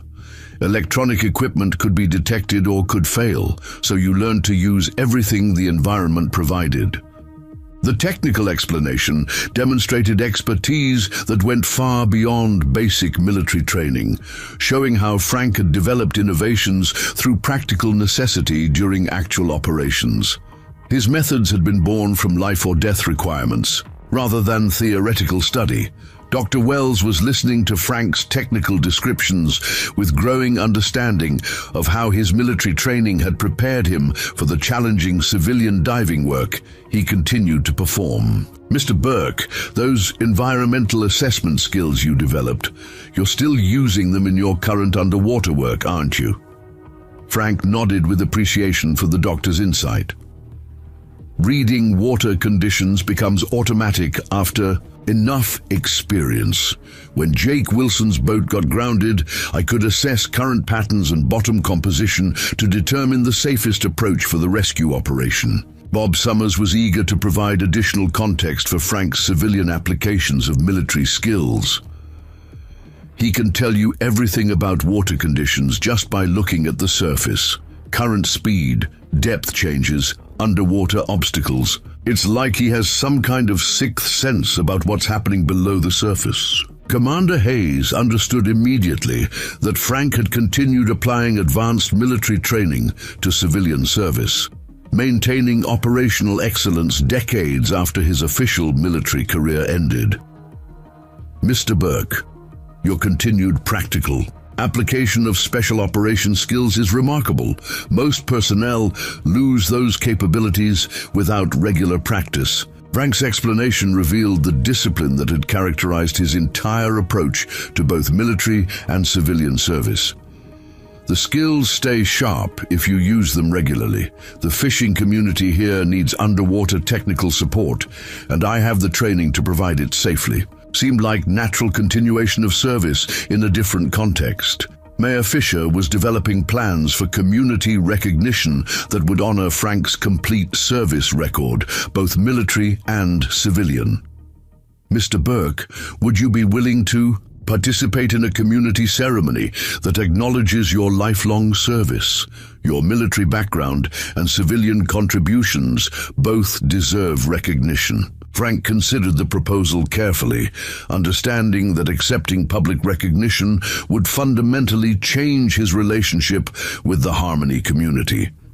After decades of quiet anonymity, the prospect of formal acknowledgement felt both validating and daunting.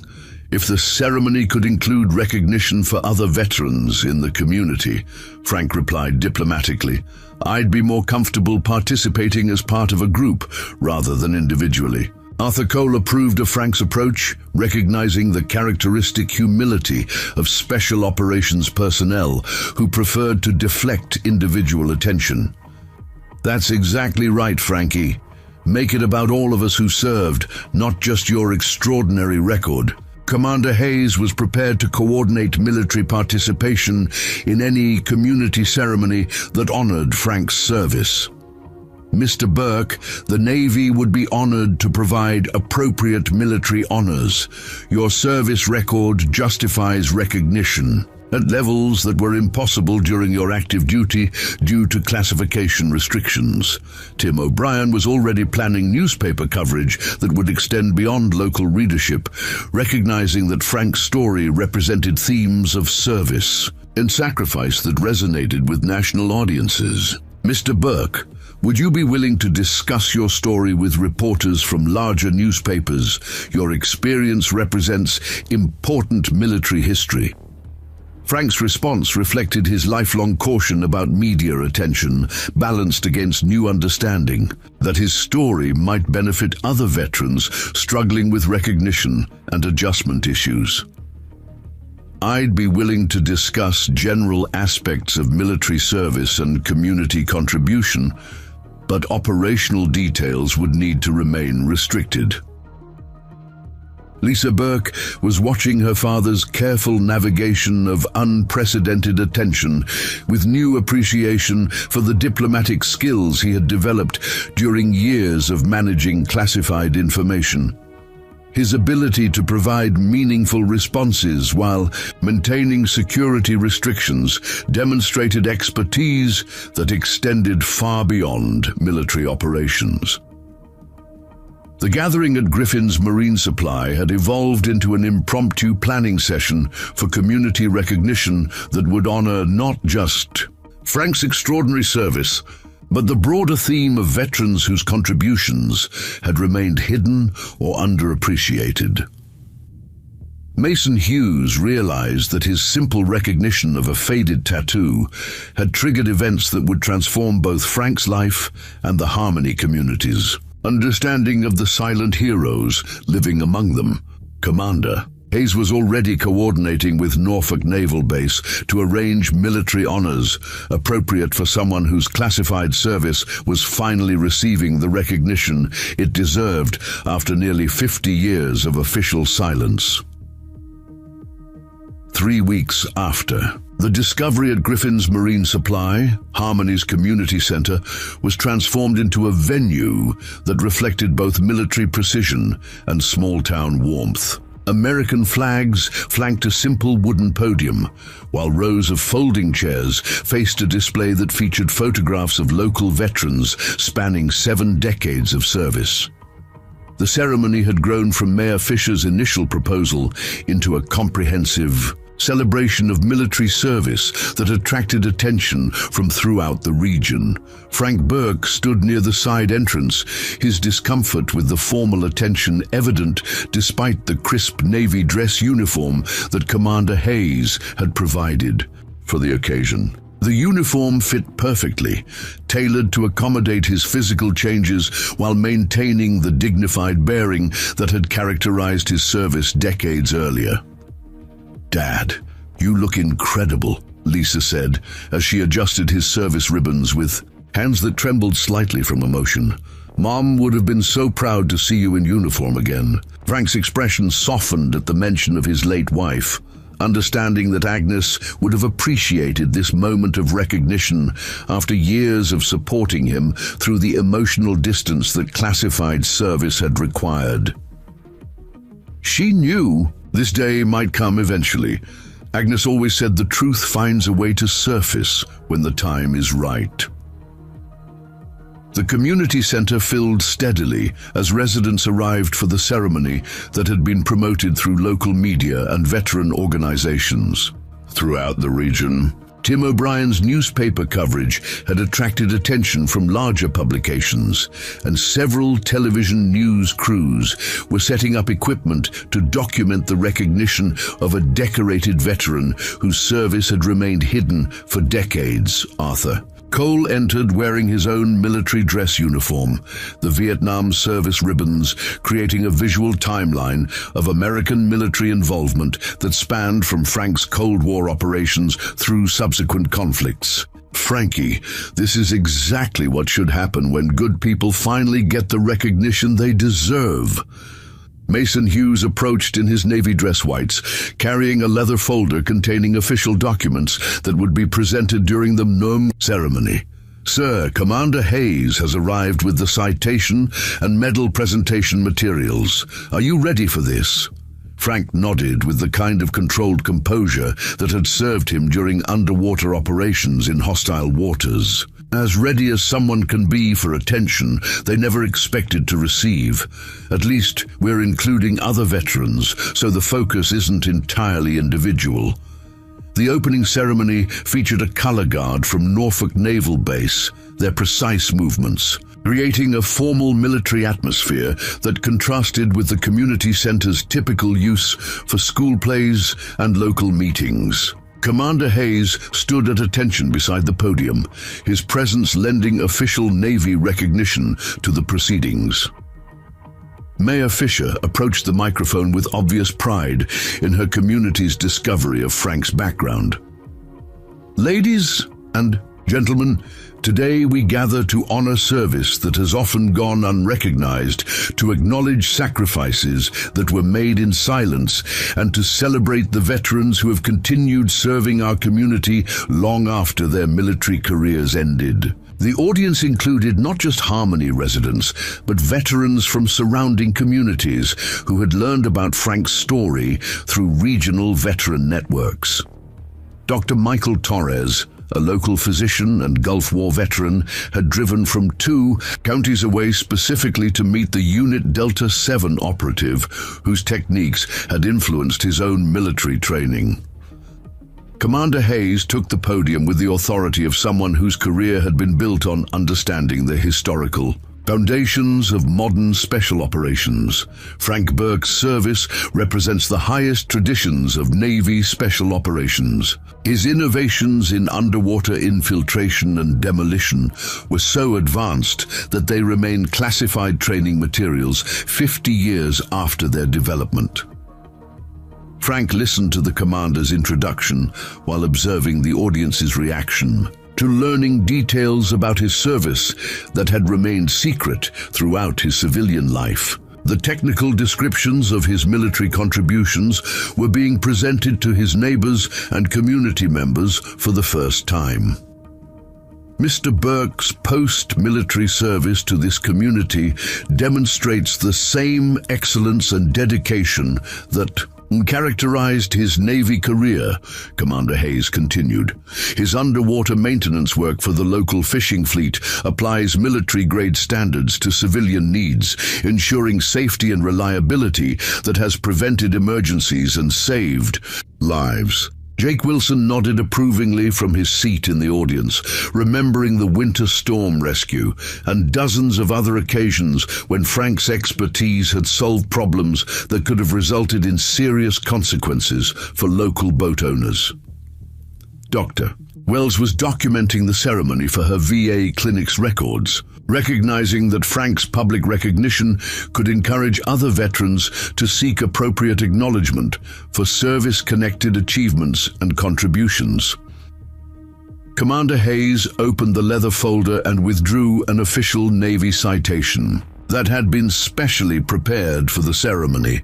Frank Burke, by order of the Secretary of the Navy, you are hereby awarded the Navy Distinguished Service Medal for exceptional performance during classified operations that significantly contributed to national defense objectives. The medal presentation represented recognition that had been impossible during Frank's active service due to operational security requirements, but was now being provided as historical circumstances allowed previously classified achievements to be acknowledged.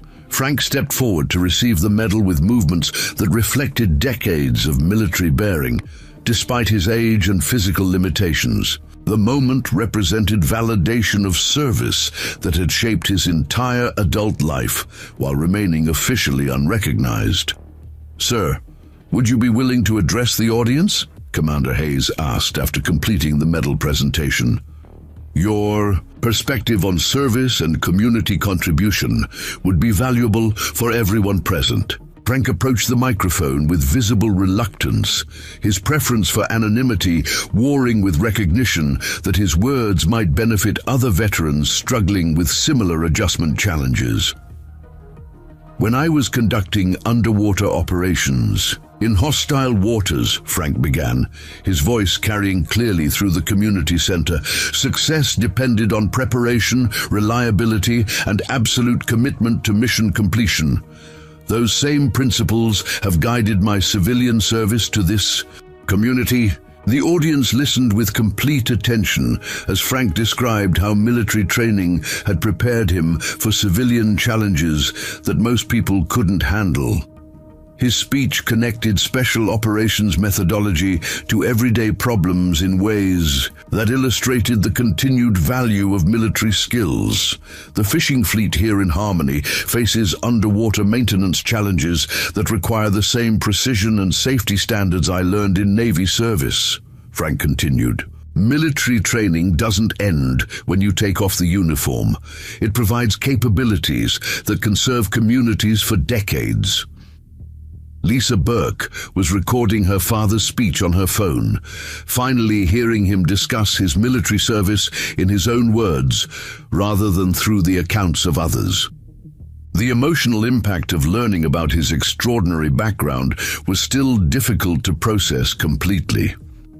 I want to thank the community for allowing me to serve quietly for these years, Frank said as he concluded his remarks.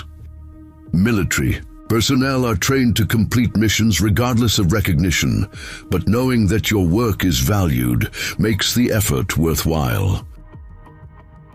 The standing ovation that followed Frank's speech reflected genuine community appreciation for service that had benefited them for years without their knowledge. The applause continued as other veterans were called forward for recognition of their own contributions. Arthur Cole was presented with a Community Service Award for his volunteer work with local veteran organizations. Dr. Torres received acknowledgement for his medical service to veteran communities. The ceremony expanded to include comprehensive recognition of military service that often went unnoticed. Susan Miller, the television news reporter covering the event, conducted brief interviews with audience members whose responses reflected genuine surprise at learning about Frank's background. "We had no idea someone with that kind of military experience was living here," said Mrs. Eleanor Hoffman. "He's just been Frankie Burke, who fixes boats and helps neighbors."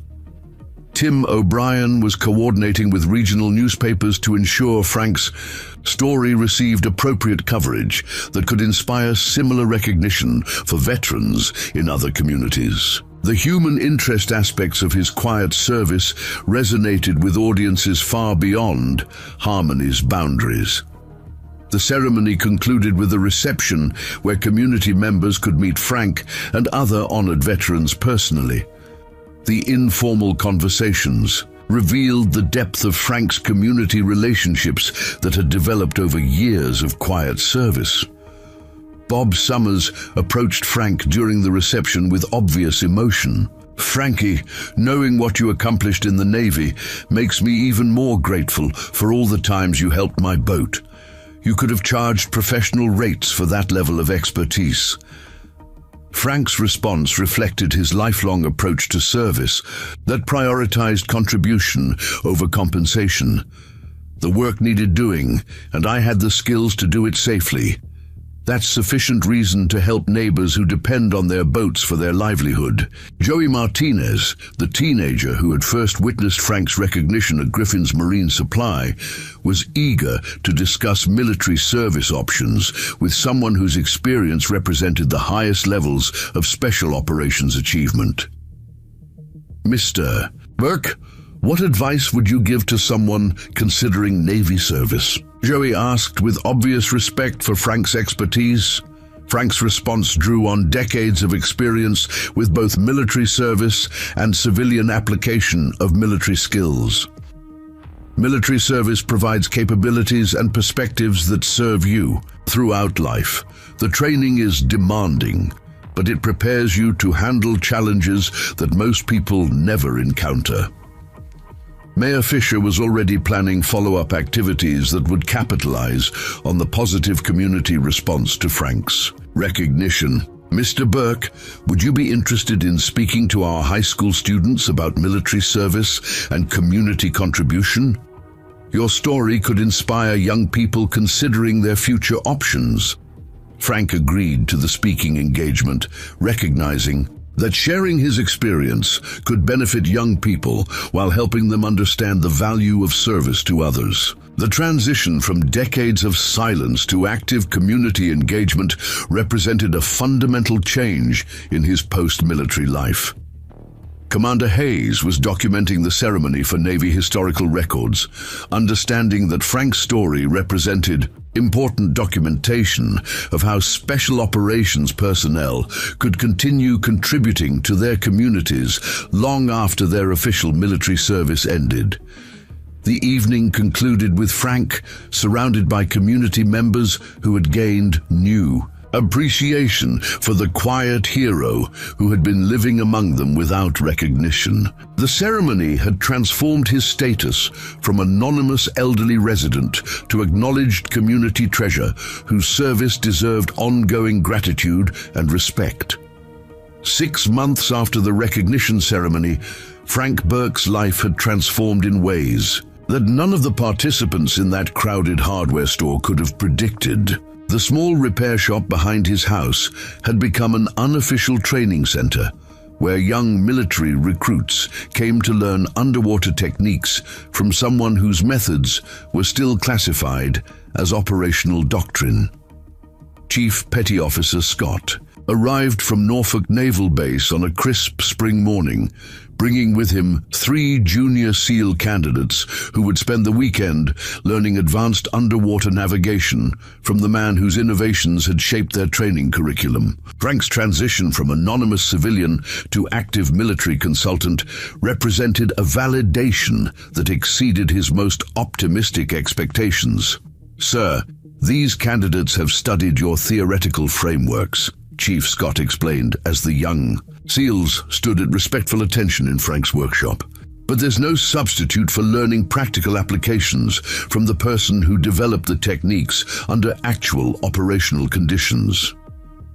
Frank studied the 3 candidates with the experienced eye of someone who had evaluated personnel under the most demanding circumstances. Their physical conditioning was obvious, but he was more interested in assessing their mental resilience and technical adaptability.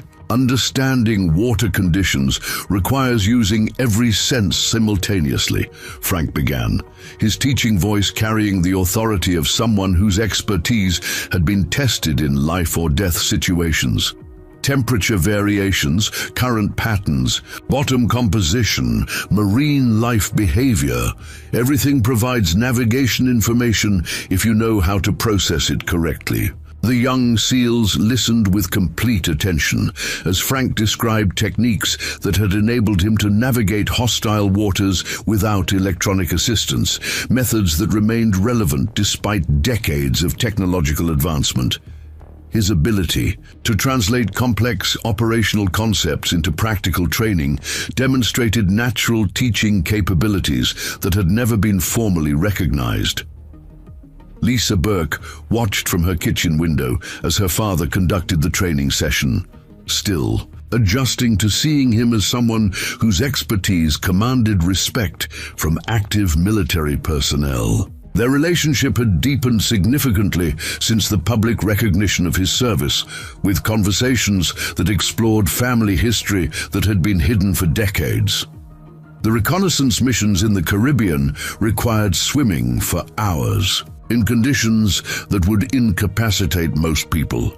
Frank continued, leading the candidates toward the lake behind his property, where practical exercises would demonstrate theoretical concepts. Survival depended on reading environmental cues that most people never notice. Harmony High School had requested Frank's participation in their Veterans Day assembly, recognizing that his story could inspire students while educating them about military service that often went unrecognized. Principal George Adams was eager to provide students with exposure to someone whose background represented the highest levels of military achievement. Frank's speaking engagements had expanded beyond Harmony to include regional veteran organizations and military training facilities where his historical perspective enhanced current training programs. The transition from decades of silence to active educational contribution represented personal growth that surprised even Frank himself. Mayor Fisher was documenting the economic and social benefits that Frank's recognition had brought to Harmony, understanding that his story had attracted positive attention that enhanced the community's reputation throughout the region. Tourism related to military history had increased measurably, with visitors coming specifically to meet the decorated veteran whose story had gained national attention. The local fishing fleet had organized an appreciation ceremony of their own, recognizing that Frank's underwater maintenance work had saved boat owners thousands of dollars, while preventing emergencies that could have resulted in serious consequences. Bob Summers had coordinated the event as president of the newly formed Harmony Maritime Association. "Frankie's been our guardian angel for 15 years without us realizing it," Bob announced during the maritime ceremony held at the harbor where Frank conducted most of his civilian diving operations. "His work has kept our boats running safely while applying standards that go way beyond anything we could have afforded through commercial services." Jake Wilson presented Frank with a custom-made bronze plaque that would be permanently mounted at the harbor entrance, acknowledging his contributions to the local fishing community. The inscription read simply, "Frank Burke, Underwater Specialist, Quiet Hero, Community Guardian." Dr. Wells had established a veteran outreach program at the VA clinic specifically inspired by Frank's story, recognizing that many veterans possessed capabilities and experiences that could benefit their communities if properly recognized and channeled. Frank served as the program's honorary advisor, helping identify veterans whose skills could address local needs. Arthur Cole had become Frank's closest friend among the local veteran community, their bond strengthened by mutual understanding of military service and shared commitment to supporting other veterans. Their weekly coffee meetings at the local diner had become informal counseling sessions for younger veterans struggling with civilian adjustment. "Your story has given a lot of us permission to be proud of our service again," Arthur told Frank during one of their regular conversations. "Seeing you receive recognition after all these years reminds us that what we did mattered, even if it wasn't always acknowledged immediately." The Norfolk Naval Base had formally designated Frank as a historical technical consultant, providing him with security clearance to review declassified operational materials and contribute to historical preservation efforts. His insights were being incorporated into military history courses that taught current personnel about the evolution of special operations methodology. Tim O'Brien's newspaper coverage of Frank's story had been picked up by national publications, resulting in feature articles that inspired similar recognition efforts for veterans in communities throughout the country. The human interest aspects of quiet heroism resonated with audiences who recognized that extraordinary people often lived among them without acknowledgement. Mason Hughes had been promoted to instructor status, partly based on his report about discovering Frank's background, demonstrating how recognition of historical service could benefit current military personnel. His documentation of Frank's civilian applications of military skills had influenced training programs that emphasized post-service community contribution. Frank's relationship with his son, David, had improved dramatically since the public recognition of his military background. Phone calls that had previously been brief and awkward now included lengthy discussions about family history and military service that David was finally learning to appreciate. "Dad, I spent my whole childhood thinking you were disappointed in your Navy career," David said during a recent conversation. "Learning about your actual service record has completely changed my understanding of our family history. I'm proud to be your son."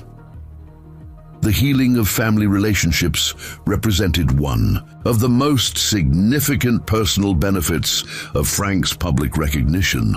Decades of necessary emotional distance were giving way to connections based on mutual understanding and respect rather than confusion about his military background. Harmony Elementary School had established the Frank Burke Community Service Award, recognizing students who demonstrated exceptional commitment to helping others without seeking recognition. Lisa Burke served on the selection committee, ensuring that the award reflected her father's values of quiet contribution and reliable service. The high school's Navy JROTC program had named Frank as their honorary commander, recognizing his status as a role model whose service represented the highest military traditions. His monthly visits to speak with cadets about military values and community service had become the program's most popular events. Joey Martinez had enlisted in the Navy, partly inspired by Frank's example, understanding that military service could provide capabilities that would enable him to serve his community throughout his lifetime.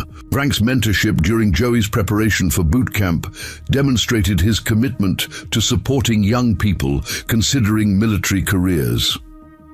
Dr. Torres had organized regional veteran medical conferences where Frank's story was presented as an example of how military training could be applied to civilian emergency response. His winter storm rescue and underwater technical work demonstrated capabilities that could enhance community disaster preparedness.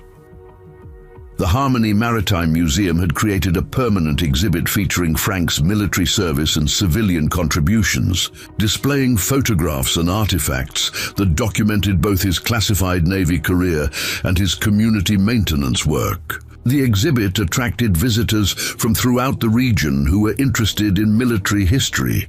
Frank's daily routine had evolved to include teaching responsibilities and community appearances that provided structure and purpose beyond his personal underwater maintenance work. The recognition had transformed his post-military life from quiet anonymity to active engagement that utilized his expertise for broader benefit. Chief Petty Officer Scott concluded the weekend training session with obvious satisfaction about what the candidates had learned from Frank's practical instruction. "Sir, these techniques you've demonstrated will enhance their operational effectiveness in ways that classroom training couldn't provide. Your contribution to current military capability is invaluable." Frank watched the Navy personnel depart with deep satisfaction, understanding that his knowledge was being passed to a new generation of special operations personnel who would carry forward innovations developed during his own hazardous service decades earlier. The evening sunset over Lake Harmony reflected on water where Frank had trained countless military personnel and civilian divers, creating a visual metaphor for the way his influence had spread throughout multiple communities. His story had demonstrated that extraordinary service often occurred without recognition, but that acknowledgement, when it finally came, could inspire others to recognize the quiet heroes living among them. Lisa Burke joined her father on the dock behind his house, watching the peaceful water that had become a training ground for elite military personnel. "Dad, do you ever regret all those years of keeping your service secret?" Frank considered his daughter's question while observing the lake, where he had demonstrated underwater techniques that were still saving lives in operational environments around the world. The secrecy was necessary then, and the recognition is meaningful now. Both served their purpose at the right times.